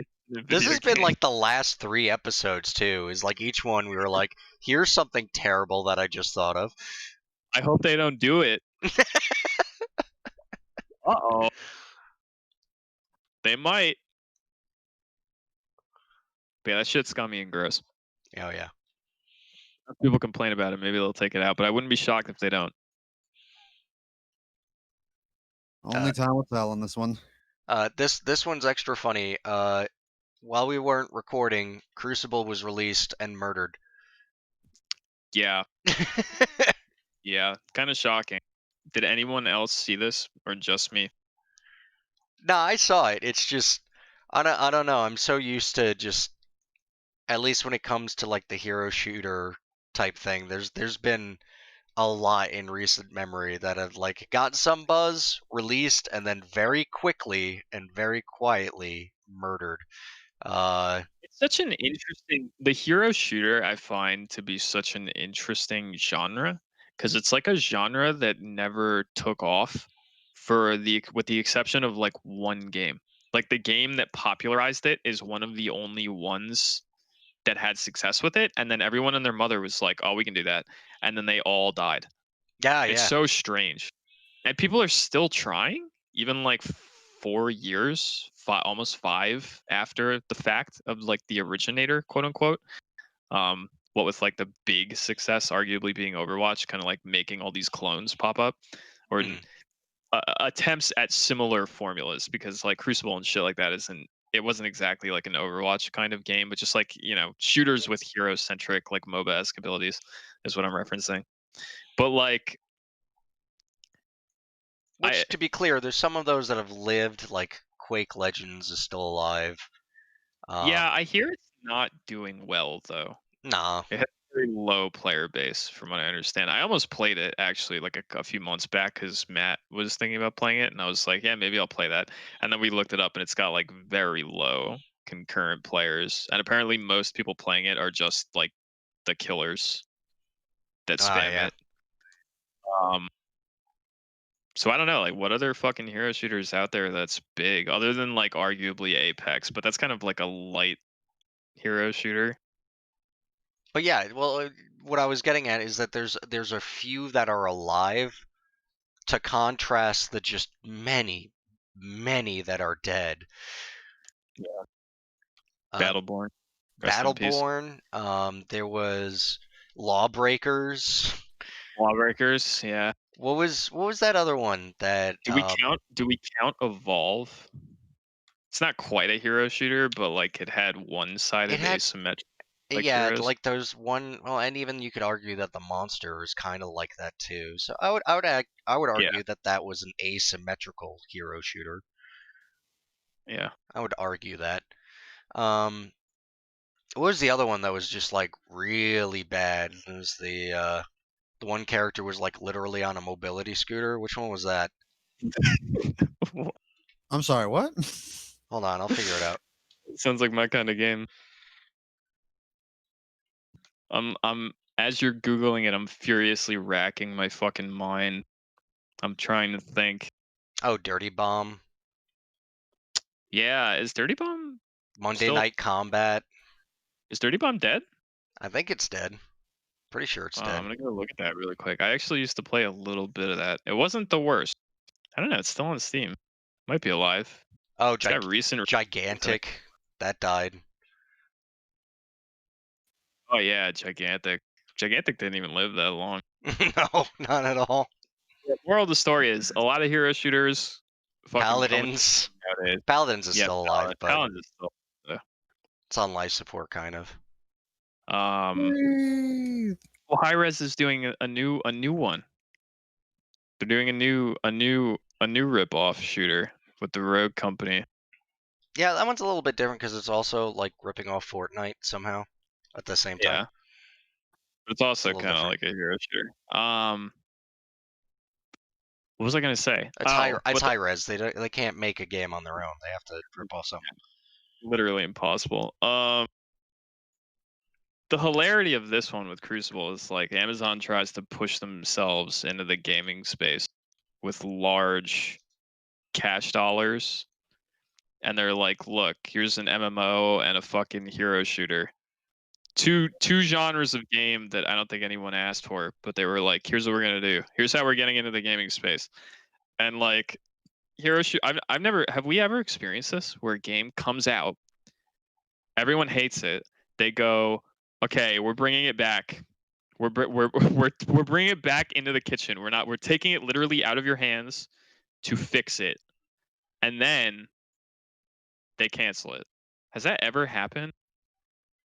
Not to my knowledge. I don't think so. I can't think of a single time that's happened. I mean, games have been canceled that have come out but never went back into hiding. You know, like fucking like Cliffy B's fucking Fortnite ripoff. You know, shit like that. Never have I seen a game come out and then literally get pulled back into development.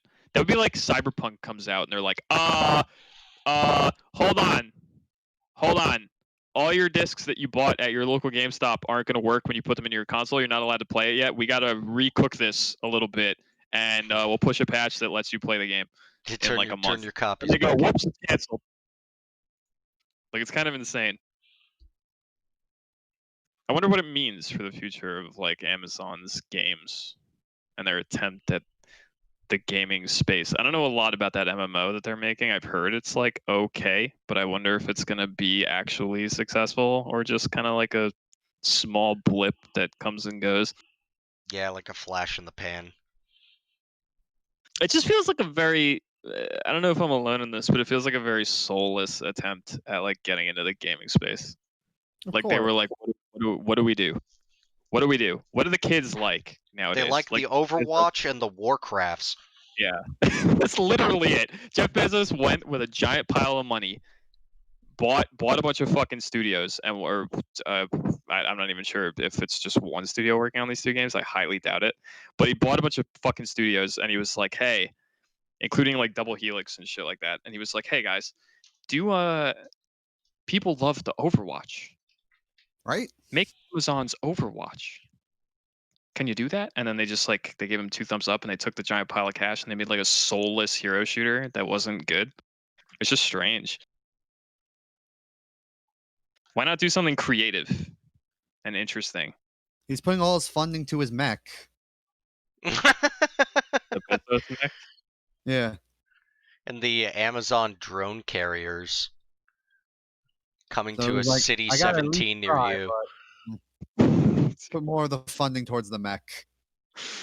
But how much longer till Amazon's the Combine? I don't know. They're gonna be in competition with like SpaceX and shit. And when Amazon attacks, when they mobilize their forces and go to war with all the major nations of this planet, will it only be a 7-hour war? Will Jeff Bezos dominate us that quickly? Yes. Yeah, I think so. Because like we'll expend all of our ammo and then we'll go to buy more and there'll just be none.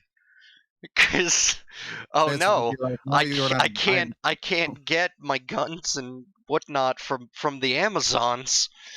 How How do we do this? I'm just waiting for Jeff Bezos to step out, and he's just like, yeah, I'm a dragon. Shadowrun's real. Get ready to live it.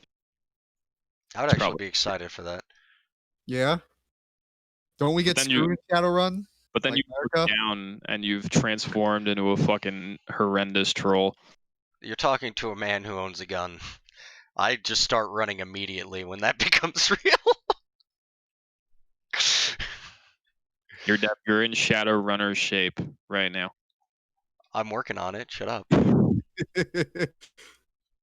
live a long, fruitful What kind life. of shape when we you talking turn about? We talking fat man levels of shape there? I mean, currently, I'd say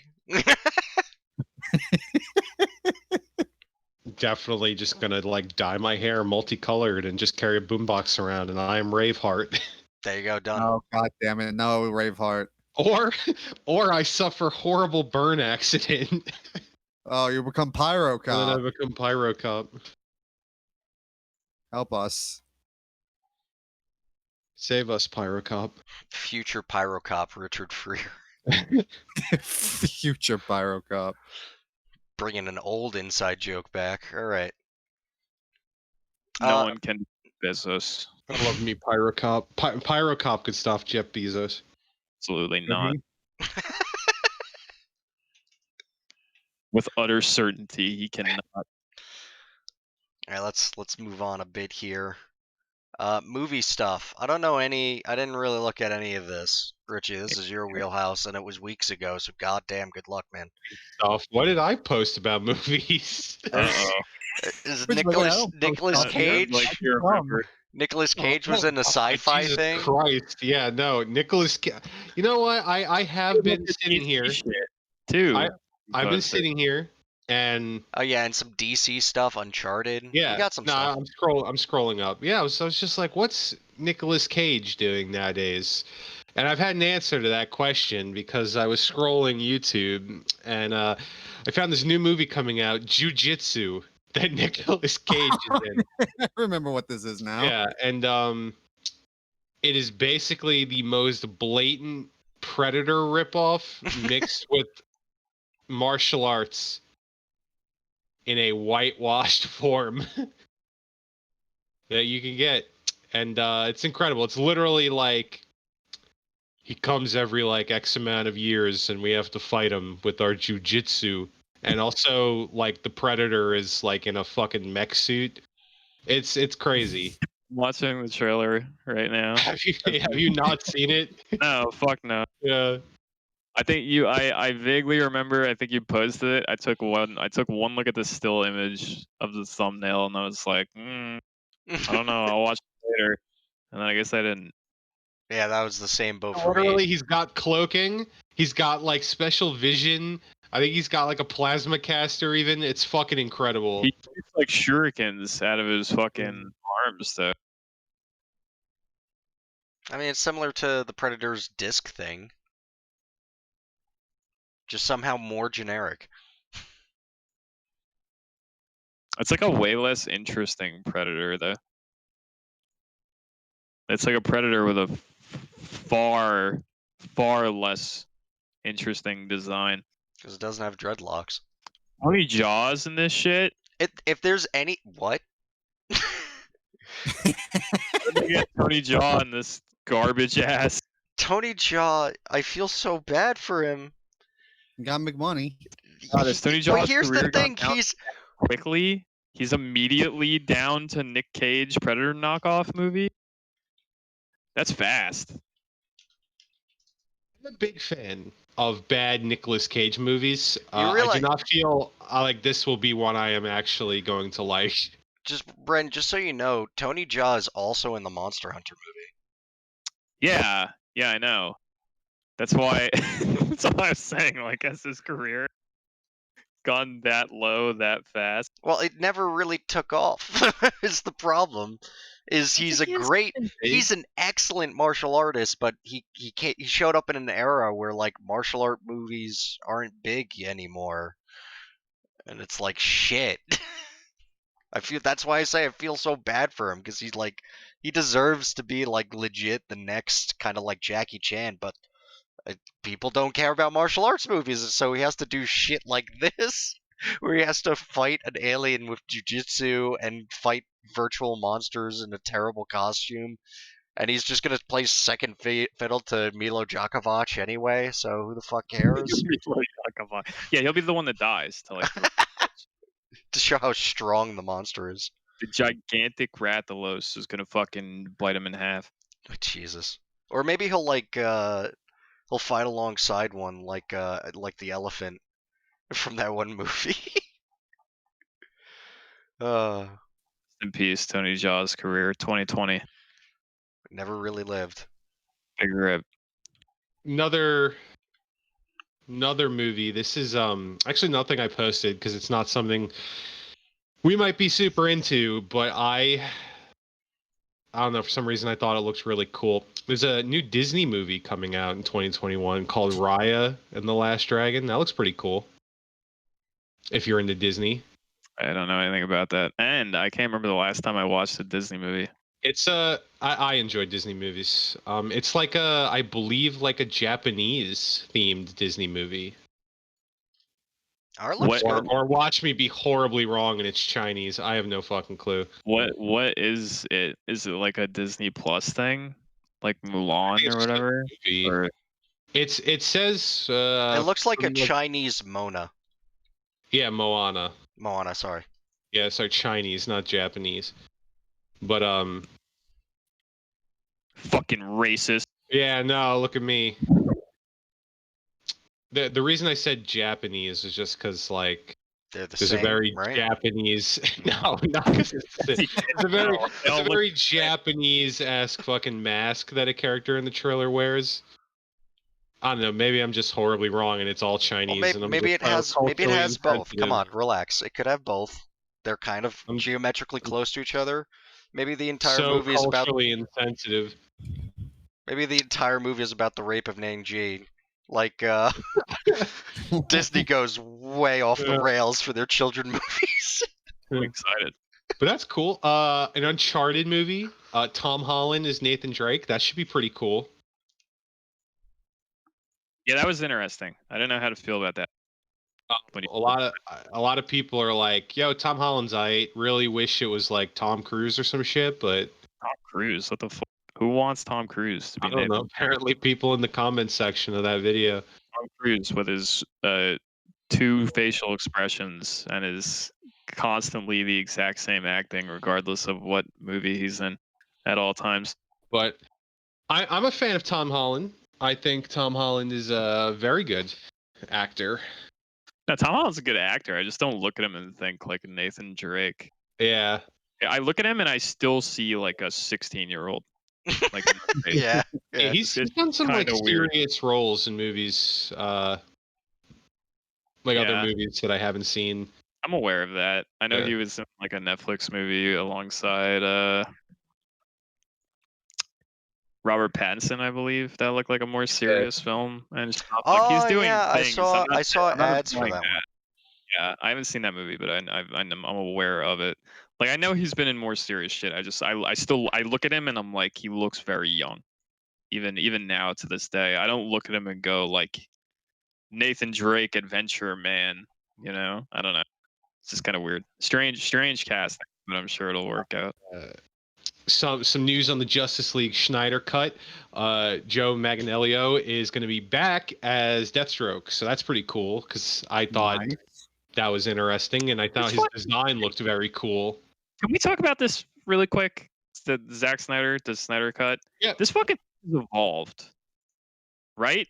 Over the last like month, because originally he was like, "This is just a recut of existing footage," but now they're like doing reshoots, aren't they? Reshoots, yep. How did that happen? The only news I have Hype. no idea. Apparently, Zack Snyder is a fucking champion and wants like a good Justice League movie that he couldn't do. Good. Quote unquote. We don't know yet. Yeah, it's true. But all I know is that I think Henry Cavill just said he wouldn't do reshoots for it, but they're doing reshoots with obviously fucking Joe Manganiello. I believe like a few month or whatever the last time we said Jared Leto is coming back as the Joker for his reshoots. Huh.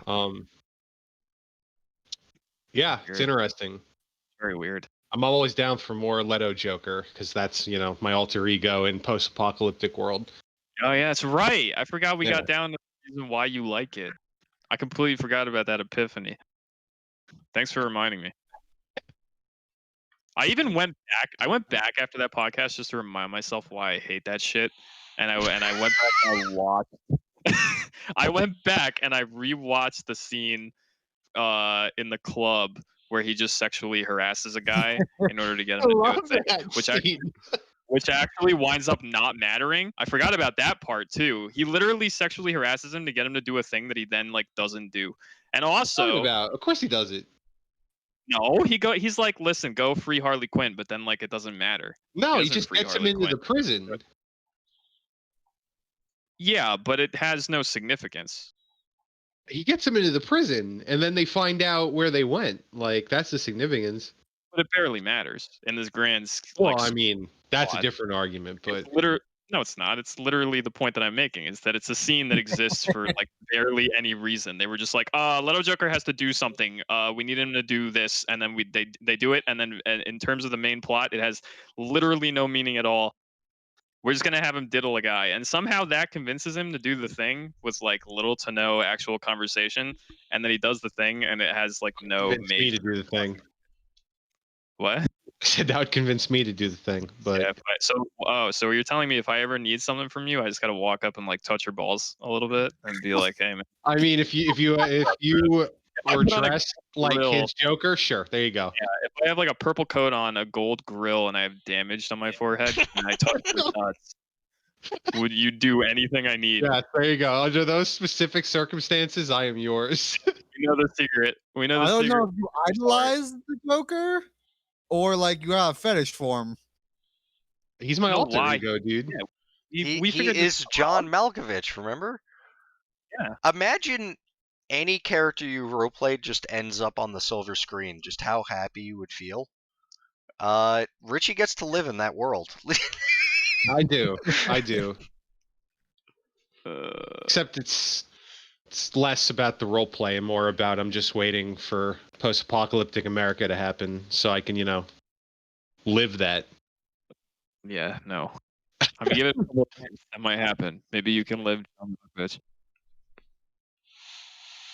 And then as more movie news, I think that was it. I just find that shit so weird. Like before we get off that. I'm like, down the- for it, dude. I'm so down for it. I think more What is- DC Justice League stuff, especially if it's good, it's very welcome. Okay. I'm of the opinion that like anybody who's asking for the Snyder cut, I'm more strongly of this opinion now, I think, than I was before, where like a Snyder cut might not fix anything. It could be just as bad as it was before. Like I don't think this is going to be the answer to like solving the piss poor fucking response to like Justice League and just like that era of DC movies, like Batman vs Superman and shit like that. Like I don't know that this is magically going to just improve the movie. I also find it worrying that they're doing reshoots with certain characters but not with others. Well, So okay. like what's the significance of that going to be? Real quick, first thing, low bar for them to jump over. Yeah, no, is you're not wrong. improving those movies. Still might be dog shit, but Oh, like yeah. just slightly less dog shit. And I honestly think it's just pure hype because you know there's elements of interesting things in these movies, sure. It definitely took it in a radical different direction to where superhero movies were at the time, whether you like that or not. You know, that's a thing of perspective. So I could see people who are like, you know, the edgelords of DC being just like, they were secretly the best movie ever in this movie. And if only he got, and then it literally got memed into existence where it's like, yeah, you can recut the movie to make it better because there were some atrocious things that occurred in those movies in editing, and then you can afford some reshoots. It's got enough steam; it'll probably make money. So yeah, we could afford some reshoots here and there for whatever you need. I think we haven't talked about it yet, but I think the most interesting thing about the Schneider cut, or Schneider, whatever, is Schneider. is the anti-cut people, the people who are acting like if this comes out it'll like ruin movies. It's very, very weird.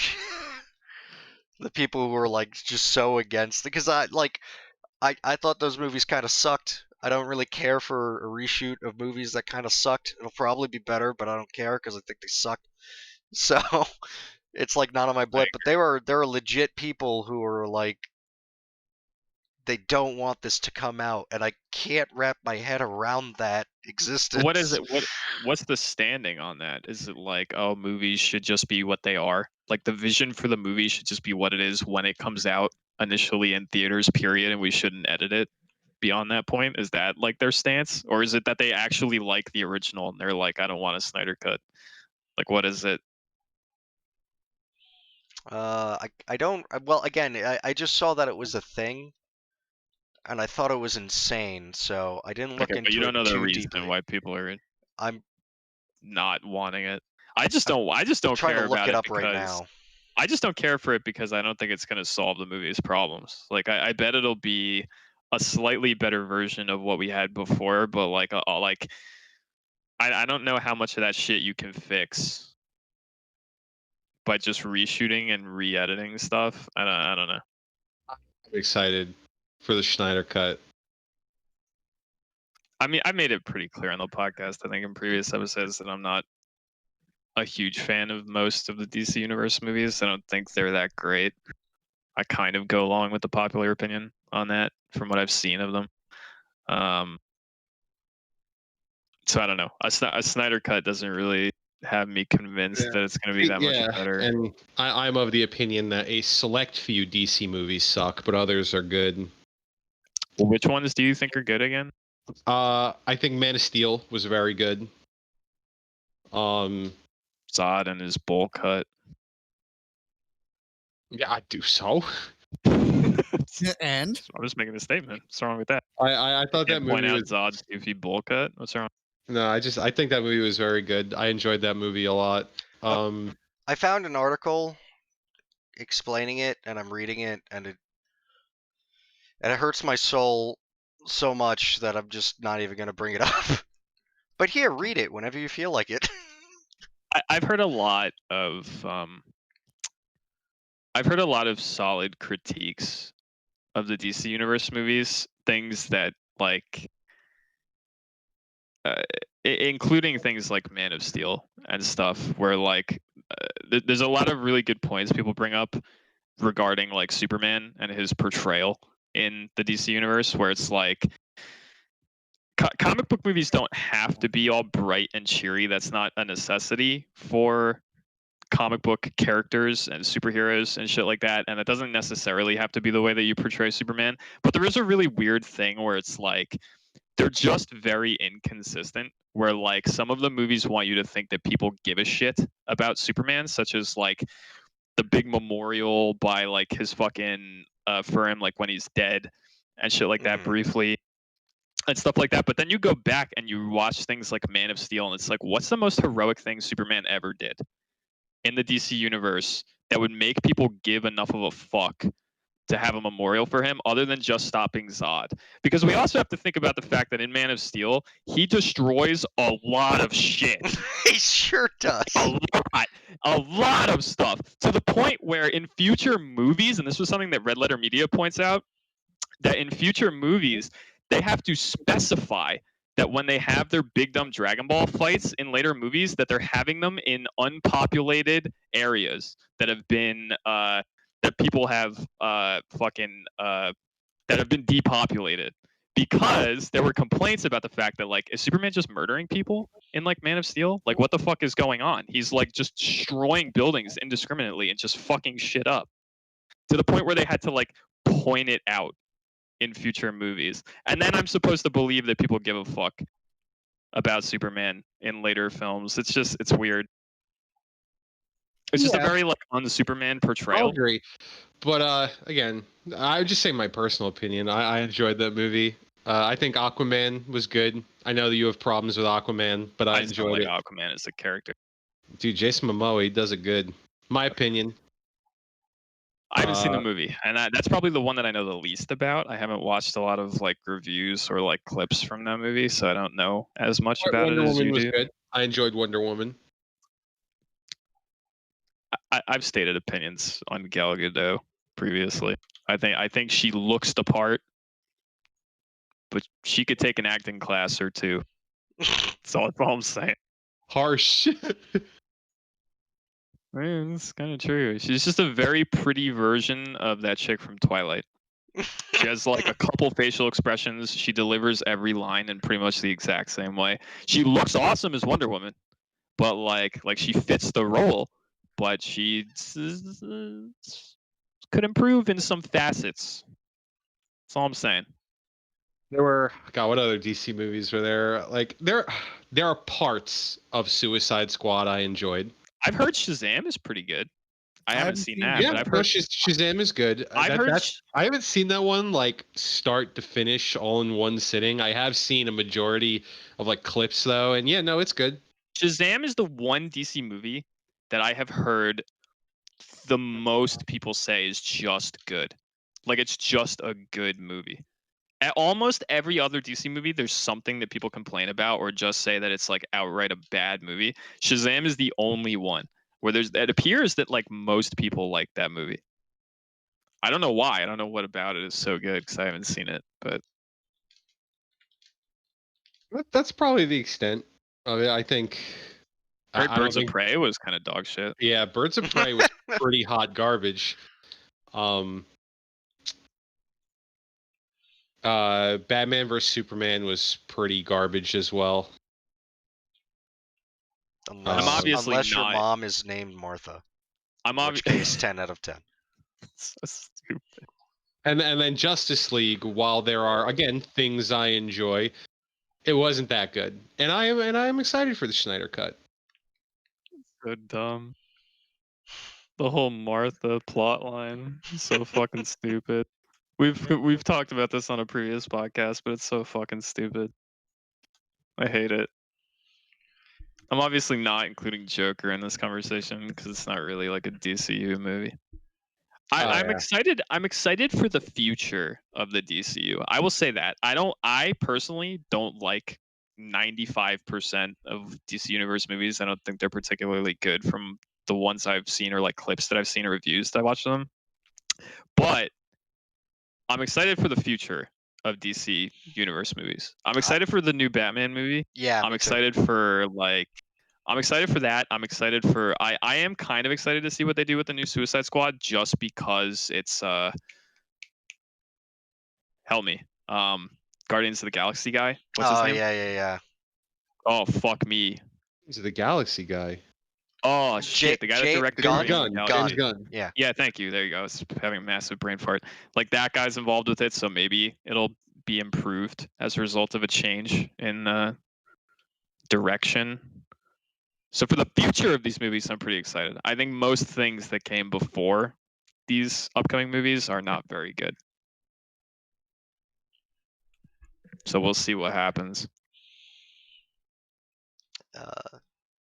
Speaking of seeing what happens, There's a big fucking DC tangent. We just want to. we go in a lot of. Well, here's the thing: we don't talk about movies much, but we have like something to say a lot about movies, in spite of the When they fact come that. up, we ramble. Yeah. Because it's like we vomit all of our stuff out. Because like during the regular time, like we're always kind of talking about all these little news stories and like personal kind of like one-offs, where it's like, what do you think about this game or that? But we don't talk about movies too often. I notice that even with our weeks, is like when a movie comes up during our weeks, we generally go into it quite a bit. I don't know, movies you talk a lot about movies.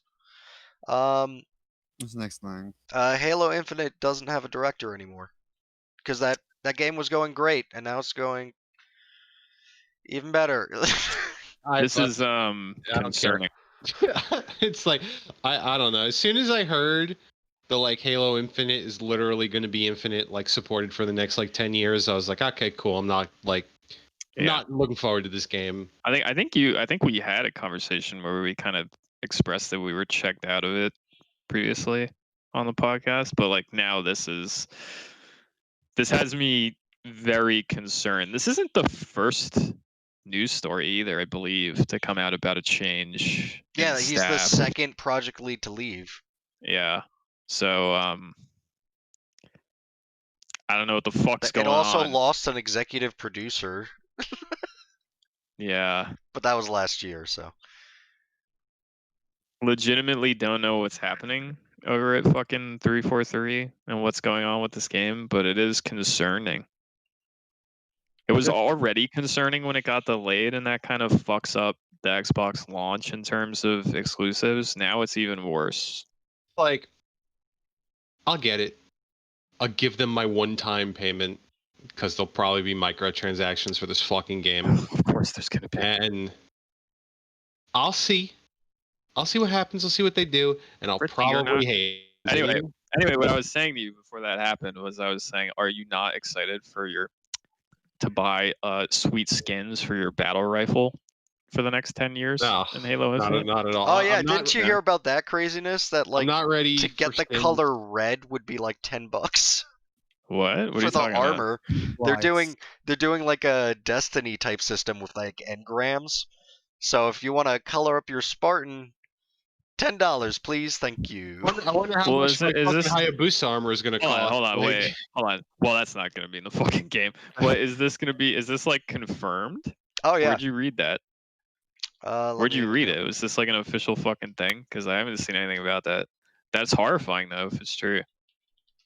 How much is my fucking EVA armor set going to cost?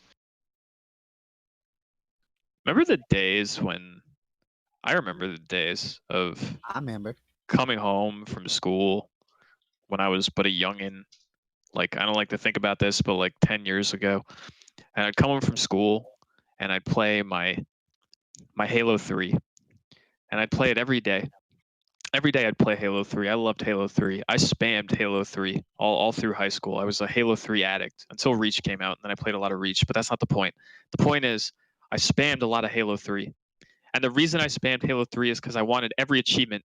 And I wanted every achievement because if I got every achievement, I unlocked the Hayabusa armor and the sweet Nippon steel that would be on my Spartan's back. I wanted it so bad. And nowadays, I would just buy that. If that was like, that's where we've gone. Yep. I worked so hard for that shit back then. And now It's we're not- living in it's a not- world where it's not how it works It's anymore. not about working hard for your shit. Now it's about paying for your shit. People actually argue for that bullshit. It's like, oh, I have a job now. I can't sit down and play games Yeah. anymore. It's like, just play it. It takes a little bit longer. Like, and you know what? For the whales out there, sure, give the option to buy. But these things should be reward. Like, you should get something for the time you're putting in. Like, Christ. It's could you imagine if video games was like how it was in like the early 90s and like late 80s where it was like more arcade based where 90% of the time you would like game over in level like 1 or 2, like you wouldn't even see the end. Just to get it on the audio portion of the podcast, Anthony was correct with the color monetization thing, as I'm currently reading the article that he posted. I will Classic defend it a Christ. little bit by just being a little cool where it's not just color but it's also armor texture. So if you want a little glossy or battle damage, that's neat. More customization like that Defend is it. fun. It's Don't really defend it. it's really unfortunate that you have to buy it. Hopefully there's an in-game way to earn that. But even if there is, it's like, god damn it. Like, god damn it. It's really interesting how this guy's wording this. First of all, it's a very confusing system. Now, granted, I'm like half reading the article because we're recording, so I'm not like digging deep into it because I don't want to sit here silently for 15 minutes while I read this.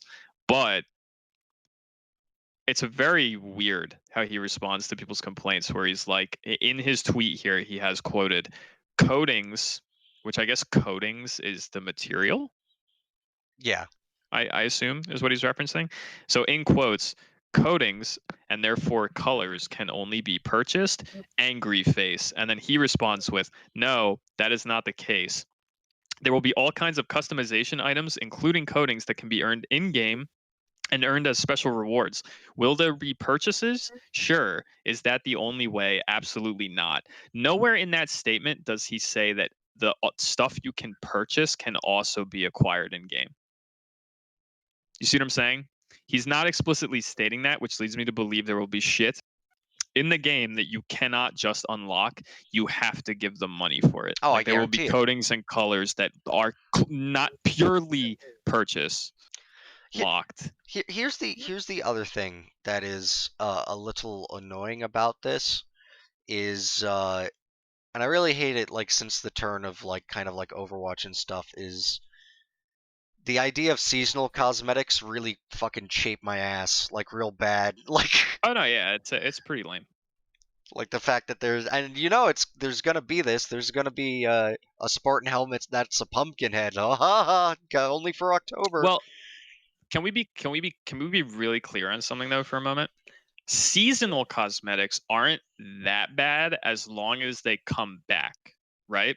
Because in an Overwatch type scenario, which maybe you disagree with me on this, but in an Overwatch type scenario, at least when you have a Halloween event and some skins that are paired with that, they come back next year around October. Still not great, but it's better than the alternative, which is like a battle pass-esque system in most games nowadays, where once that pass is over, you just can't get any of that shit anymore.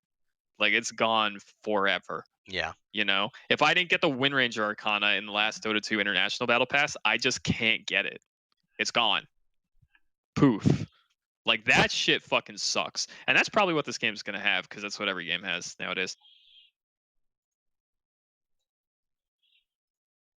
Fucking lame. I never thought I'd live to see the day that Halo became a fucking... Destiny? No, not just Destiny. That's not really the word for it, but just like a run-of-the-mill free-to-play like shooter model that we get with everything nowadays, complete with horrendous microtransactions. I pine for the days of on top of a armor. game you have to pay for. Yeah, well, technically no, because the multiplayer is going to be free to play.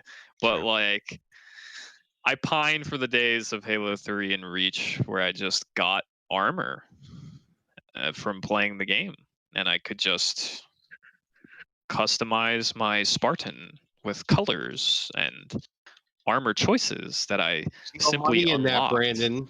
I know. Every developer sees dollar signs with customization items, and since it's been successful every time it's implemented and people pay for this shit, it will be the standard forever.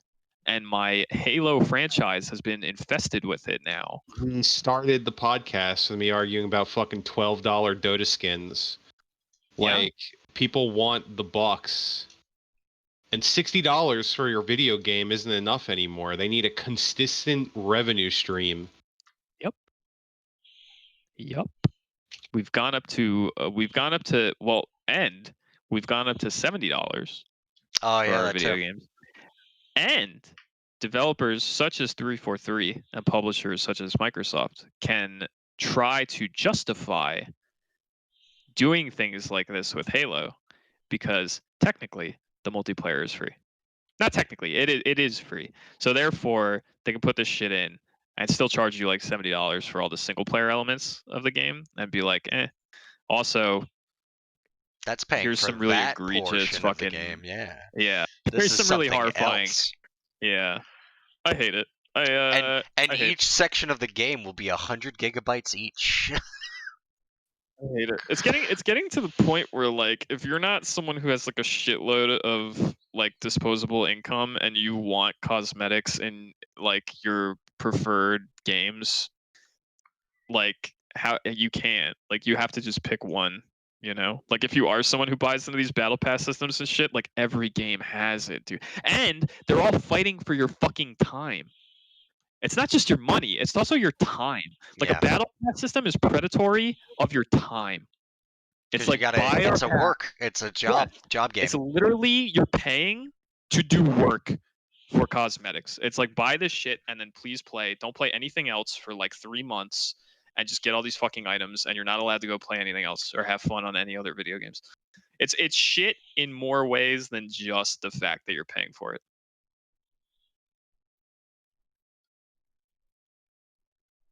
But that's the future.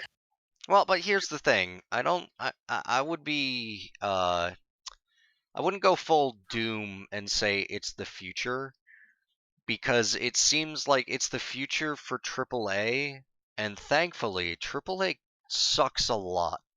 So it's all these things I don't like, and I'm just not gonna buy them.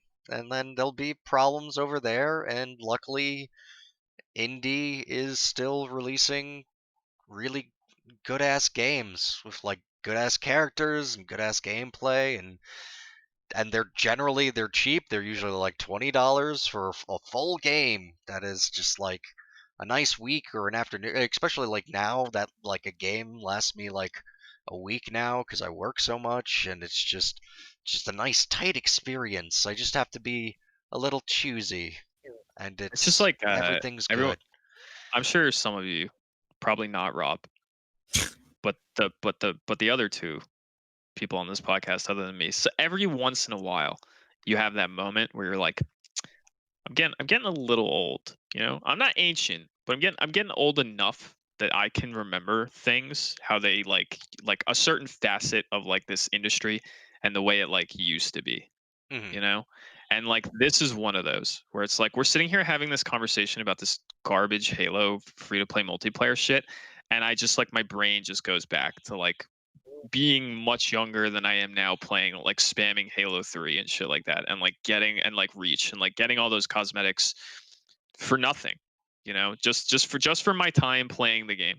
And then I fast forward to now and I look at shit like Fortnite, Apex Legends, this Halo shit, like technically Overwatch with buying loot boxes, though they don't have like garbage battle pass shit, but it's still worth mentioning. And it's like, it just sucks that games went that way. Even games that you pay for, Yeah, just sucks. unfortunately, we lived in a golden age because we missed the. And we sound like geezers saying this. No, You're like, but here's the thing. It's kind of a real thing because we dodged the '80s, which many will consider a golden age, and you're not wrong, but that did have weird predatory things like arcades. Though arcades were fun because it was a little bit more I remember social. arcades. I was I very enjoyed young. I enjoyed I'm the old hell out of them. Yeah. but the way that games were made to kind of lose and to sink quarters in, that was kind of shitty. And then but we had a very fun experimental time in video games where it's like, remember before Halo, where like every time you bought a first-person shooter game, it played radically different because the controls were radically different? Remember first-person shooters where square was shoot? Those existed. Yeah, you're not wrong. Or like weird shit with like crouch on a fucking shoulder button Yeah, or something like yeah. that. Or like games with really weird like aiming systems, like time splitters and shit like that. Yeah. Yeah. And here's the thing, it's not perfect, but it made almost every purchase valid, because even buying Call of Duty 1 versus Call of Duty 2, things were different. It wasn't literally the same game. And unfortunately, we've blast past that to now, where it's things are very formulaic, they're very by committee, they're very Skinner boxes, they feel the same. And certain aspects of game design have become kind of and here's the worst part, whenever anything breaks that pudding skin and comes out and is unique and people latch onto it and love it, it is unique for maybe a year, and then there's a billion clones. Yeah. I don't mind stuff like the control scheme example as much. I'm just honing in on like the monetization and shit and how like we didn't used to have that, you know. Like being old enough to remember a time where I could enjoy a multiplayer experience, whether it's a first person shooter or not, and not have to like be concerned about all this FOMO fucking abuse shit that goes with cosmetics nowadays. Like I do miss that. I think about it from time to time, and I'm mostly thinking about it now as a result of this fucking Halo Infinite conversation. Fucking horse armor. God damn it. You know what's fucked up? Classic. What's fucked up? It's not just it's the classic, and hilariously, it's literally the start. You could pinpoint it. It's literally We have the a start of future all hero, of it. boys and girls. It's literally the start of all of it. Because Bethesda pushed the limit just a little bit, and people went, "Holy fuck! Hold on, what can we do with this?" And here we are. All right, what's the next thing? At this point, I'm just no. It's the last thing, and it's kind of just a funny. Let's laugh at Ubisoft. Is Oh, good. That's my favorite time. there's a big old leak of the Ubisoft and Crytek. A bunch of their data got posted on ransomware. Haha. Very funny, they got hacked. But here's the absolutely horrifying part. All the code for Watch Dogs is literally block coding, which is the reason that's terrifying is have you ever played with Legos? Block coding is coding Legos. All the code is pre-written, you just drag and drop it into place. This is a tool used to teach children the basics of coding, and the entire game was made like this. And the reason that's alarming is there's elements of it that make total sense for a big old Ubisoft game, since everything is in these pre-made, easy-to-digest blocks. If there's some sort of logic error or something like that, even a dude that's programming something else as part of a separate team looks at the code and could go, "Oh yeah, I know what's going on." It's very good for large team uniformity because of the way it's made. The downside is it's terribly unoptimized unless you spend a lot of time, because each of these blocks is made so open-endedly that they can take any sort of variables and make the thing happen. And probably the most amazing part about this is in spite of literally beginner children code, in spite of anyone being able to look at it and go, "Okay, I know what's going on," it's still a buggy piece of shit. It's amazing. It's incredible. Aren't Ubisoft games normally fucking buggy pieces of shit?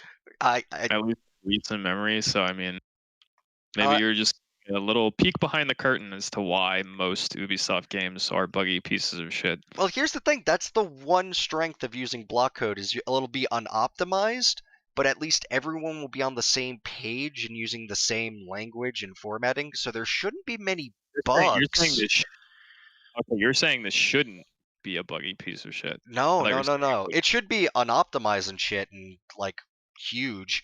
The actual leaked source code, its total file size is almost 600 gigabytes of just code. Um, so that's what I mean by unoptimized, and also it'll solve some logic slower because of just how much spaghetti code it's going through. But again, it's built for children. If there's a problem or an error or something, you should be able to look at it and go, "Oh, it's this right there." But in spite of the most open-ended and simplistic form, it's still a buggy mess. The code doesn't work with itself. How could this be? I'm not doubting the validity of this. I'm not trying to imply that it's like fake or whatever. But like, why would they do it like that? What's the like? Why? Why is the code like this? Has there been any statement at all regarding the fact that this leaked? The What's well, the statement is that yeah, this is confirmed. This is real. And as for why they don't do coding like that, a lot of places actually are starting to do coding like this because now you don't need an expert coder anymore. You could just high schoolers do this. You can get someone like fresh out of school and they'll be competent with this type of language. interesting? And that's the real thing, is that you could lowest common denominator. You no longer need to look for the person with years and years of experience. You could get that shitty dumbass right out of school and he'll be doing arguably as well and for a lot less. And again, the biggest merit, and this is universal, is if the team is fucking huge, being able to understand what another person in another department is writing because of the instances where your code interacts is a huge boon.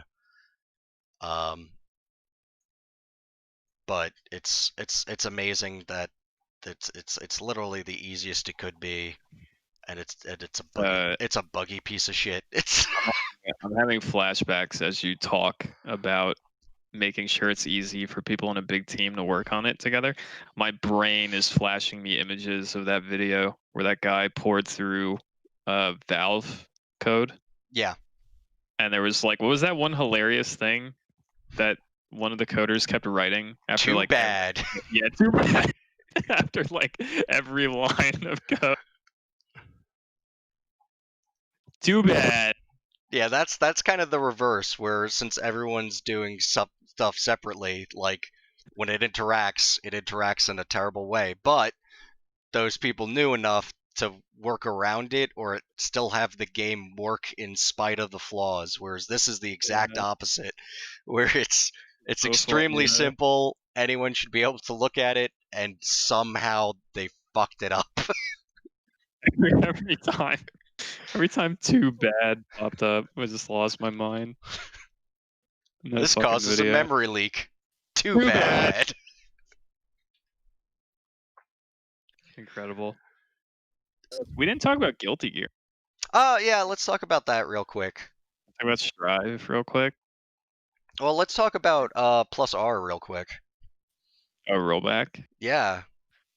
Accent Core Plus got rollback, and Double X got rollback, and R Plus got And Arxis is KOF flexing how much rollback they can release. Yeah, SNK did the same thing, I believe, with a KOF game. Though I think I read that it's having some technical issues. I could be wrong, but I think an older KOF game as well got rollback, which was interesting. This is a really good sign. even if they're having some technical issues with like on the SNK side of things, because at least they're trying to Mhm. implement rollback. Like we knew that they were gonna do it with Strive, but the fact that they're doing it with Accent Core and shit like that first is clearly a test to see how good their implementation is of this shit before they launch Strive with it. And that's really exciting. I haven't been paying attention to what people have been saying about it. Like I don't know if it's good or not. But I heard it's good, but I haven't tested it myself. that's good. If it's good, then I'm happy because oh boy, is Arxis's old delay-based netcode pretty hot garbage. Not that that's news. So that's exciting. But then Strive stuff happened. Like we got a very surprise announcement of a tag mode, and Giovanna got announced and shit of that nature. I'm very excited. And what the hell is his name? Fanboy, quite literally and figuratively. Angie Nito or something like that. Yes. Angie, yeah. Angie was also released, so that means we only have one slot left. Which is part. So before we get to that, quick aside, Giovanna looks fucking awesome. She sure does. She looks really cool. I'm very excited. I was kind of like, I'm still like lukewarm on the mechanics of Strive. Don't know how I'm going to feel about it until I've got my hands on it. But that's a sentiment that I've expressed on this podcast before. However, I now have a character I'm at least interested in playing. I didn't really have one before, and now that I've seen Giovanna, I'm like, oh, that's just a KOF character. They just took King and put her into Guilty Gear, and I'm very excited about that. So I finally have a character that I'm like, yeah, that's the one that I'm gonna fucking lab on like day one. So excitement has raised a couple notches for Strive in that regard. The tag mode is fucking interesting. But I think one of the more interesting conversations we could have is place our bets. Who's the last character for Guilty Gear Strive? I had a pretty good breakdown for this. I'm trying to find it in our conversations, but so first off, let's get this out of the way. I understand that she's Kickslayer, Giovanna or whatever her name is, and then we already have a vampire boy. God, do I want Slayer in so badly? I know. Dude, I'm not gonna lie to you. The second I realized that there was only one character left, I felt my brain went. I immediately felt bad for you because I was like, it's probably not Slayer. Like they Nah. wouldn't be saving Slayer for the last slot. They're not gonna be like, oh, last character announcement, Slayer. Like it just doesn't. It's not like a last slot kind of character. No, he really isn't. Oh, I found it. Okay. So, number one, hope and some evidence. Raven. He was set up to be a big rival for Soul at the end of Rev 2. And the story always revolves around Soul, so Raven showing up could be important. Also, Angie's story revolves almost exclusively around Baiken and that man, and Raven works for that man. Well, he kind of doesn't anymore, but it is a connecting thread. My guess number two, Evil Pope, whose name I can't remember. She's currently in Elfeld's jail cell via story trailer, and was only fought in an anime cutscene by Soul Kai and Sin as the last boss. So she's obviously tied in with the story. She's literally the universal will, which is the ultimate evil of this entire setting, and we have never fought her yet. And there's a model of her in Strive. She was in that trailer. Maybe she's a character. Number three, Baiken. This one is very less likely, but it's hard to have Angie and not have Baiken. Let alone she was topping like all of the character polls. So that gives her some points. Number four, that man. We finally got a reveal of what he actually looks like under that hood. He's never really been playable. except for a couple of things. And it's he's currently in Ultra Jail though, so I have no. Well, I mean, It's an anime America plot, has Anthony. him. He'll break out of Ultra Jail. It's not difficult. And then Faust will just fucking teleport in and get him right out of Ultra That's Jail. true. But you mean Dr. Baldy? Well, no, he's still labeled as Faust. No, he's still whatever. called Faust. Yeah. Yeah. We just assume he's butthurt about all of his serial killing, True. and that's why he's very angry now and then- scary.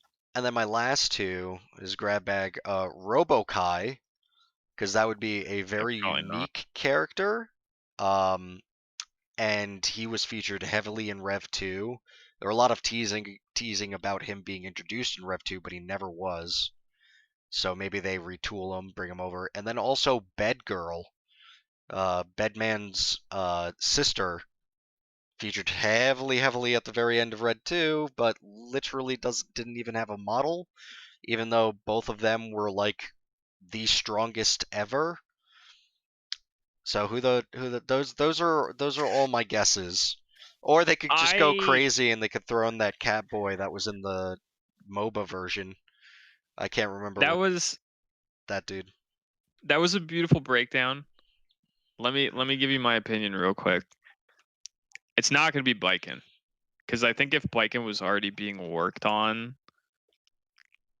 I don't think that poll would sway anything. Like Biken, I don't think Biken will get in his DLC as a result of that poll, but I don't think they were working on her for base roster, so I highly doubt that she'll be the 15th character. Maybe, but I highly doubt it. My opinion is maybe not every, but like Exerd and like Rev, like Exerd Sign, Rev 2. There's typically like a character that you like. We don't necessarily control the story mode, but there is a playable arcade mode. You get to the end and you fight a character. That character was playable. In Exerd's Sign, it was Ram, right? But Ram is like not that boss character anymore. At least we assume she's not, and she's just base roster anyway. We know she's in. There has to be like I am assuming there's going to be like a boss character of arcade mode that will also be playable, and that's probably the 15th that we haven't seen yet. So that leads me to believe it's probably going to be something like that, man. I don't think Biken fits that bill, so I highly doubt she'll be 15th. Neither does like Slayer. I don't even know if Raven honestly fits that bill, so it will probably be something like that, man. So either that man or the Universal Will, I would say. My money's on that man. You want to build hype with your fan base? Playable that man. That would do some crazy shit. Yeah, that's true. Like people will go nuts.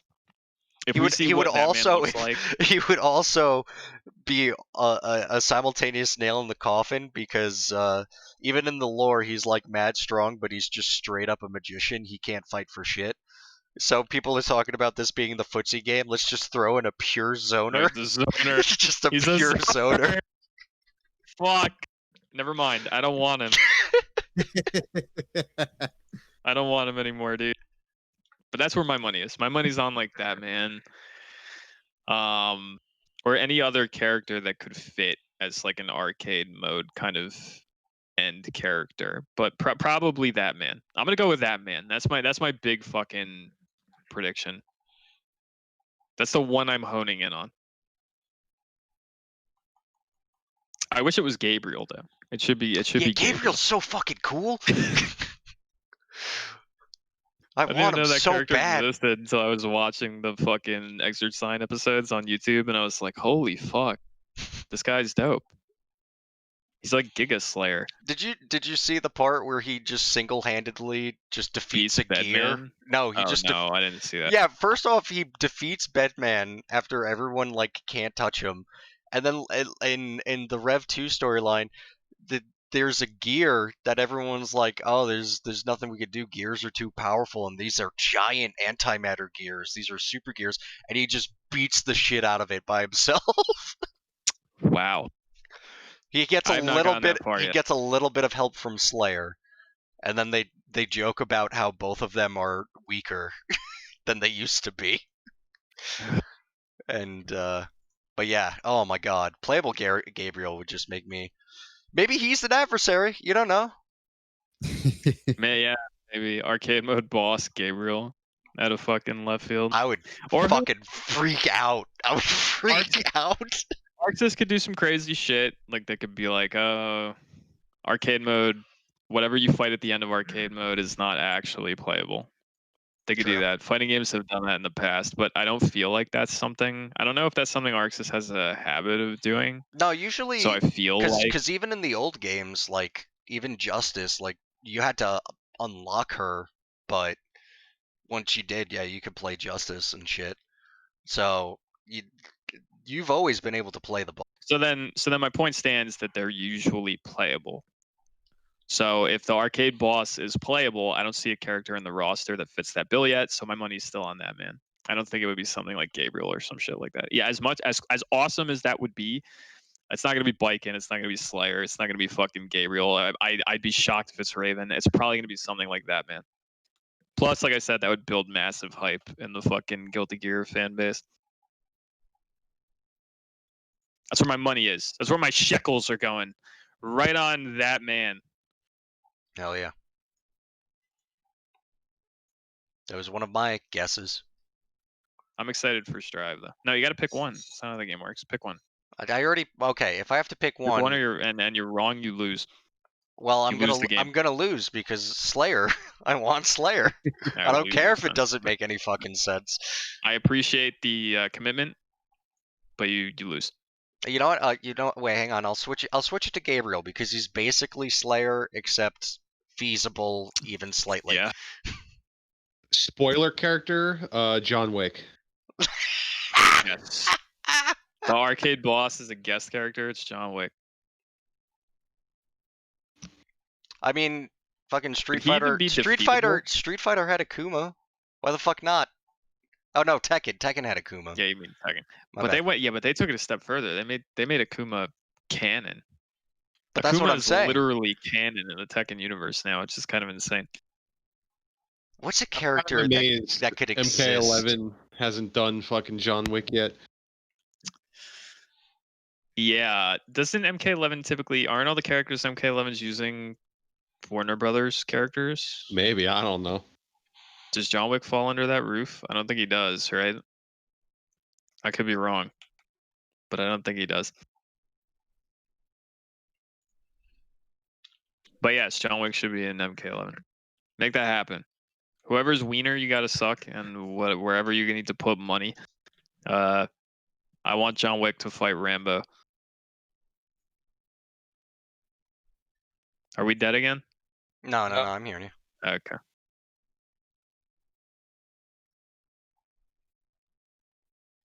The John Wick comic was published by Dynamite Comics, so.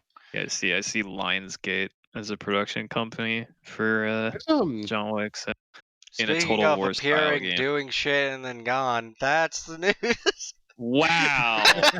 Bye. Wow! I mean, no one cares. We're just talking. No, they don't. Talk at this No, point. it's fine. It's fine. Yeah, and you guys could continue talking. It's just I feel like I should wrap this up. Goodbye, nerds. Goodbye. I love you. I hate all of you. Bye. I've had 3 weeks of not telling you to fuck off. It's built up. Oh wait, one more bit of news. Teenage Mutant Ninja Turtles and Smite. Yeah. Yeah, what the fuck? Yeah. Did I you saw that shit and I sneeze? was like, Avatar what the in there? fuck is going on? Don't you know? I like my gods fighting turtles who are also ninjas. What And the fuck? teenagers. Get ready for Power Rangers Battle Pass in Dota 2. Please be excited. Smite at this point literally can do anything. They did Avatar. Now they got Teenage Mutant Ninja Turtles. What? They did Avatar? Yeah, they did that Yeah, a while did you ago. not know that? Yeah. No. I feel like Oh, we didn't talked they have- about it. Didn't they have like Ruby skins too in Smite? Oh, I don't know about that, but Oh, I think they did. I'm pretty sure that was a thing. you could have Hold on, Power wait, Rangers. I'm in googling Smite. it really quick. Don't end it. I'm You- googling it really quick. You Yes, could have Power Team Rangers Ruby- in Smite. Team Ruby invades the battleground of the gods. They had Ruby skins. All They right. skinned gods as Ruby characters. Oh, That's go a thing. Power Rangers! Punching Hades in the face. Ruby can fucking kill Hades, which can kill a Teenage Mutant Ninja Turtle, which can kill Cthulhu. which can kill Oh, that's right. whatever the other thing was that you said. Right. All of them hard countered by Negan, playable this fall. What is bat? Well, they're skins. They're skins for people. So who would Negan be a skin for? Who's got a Hercules, bro? He's got like the big bro. Hercules, you're right. You're so right. And instead of like chucking a boulder, he just chucks Glenn's head at you. All right. That's Spoilers, by the way. Who the fuck cares? No one watches Walking Dead anymore. That was the news. Goodbye. Bye-bye. What a podcast.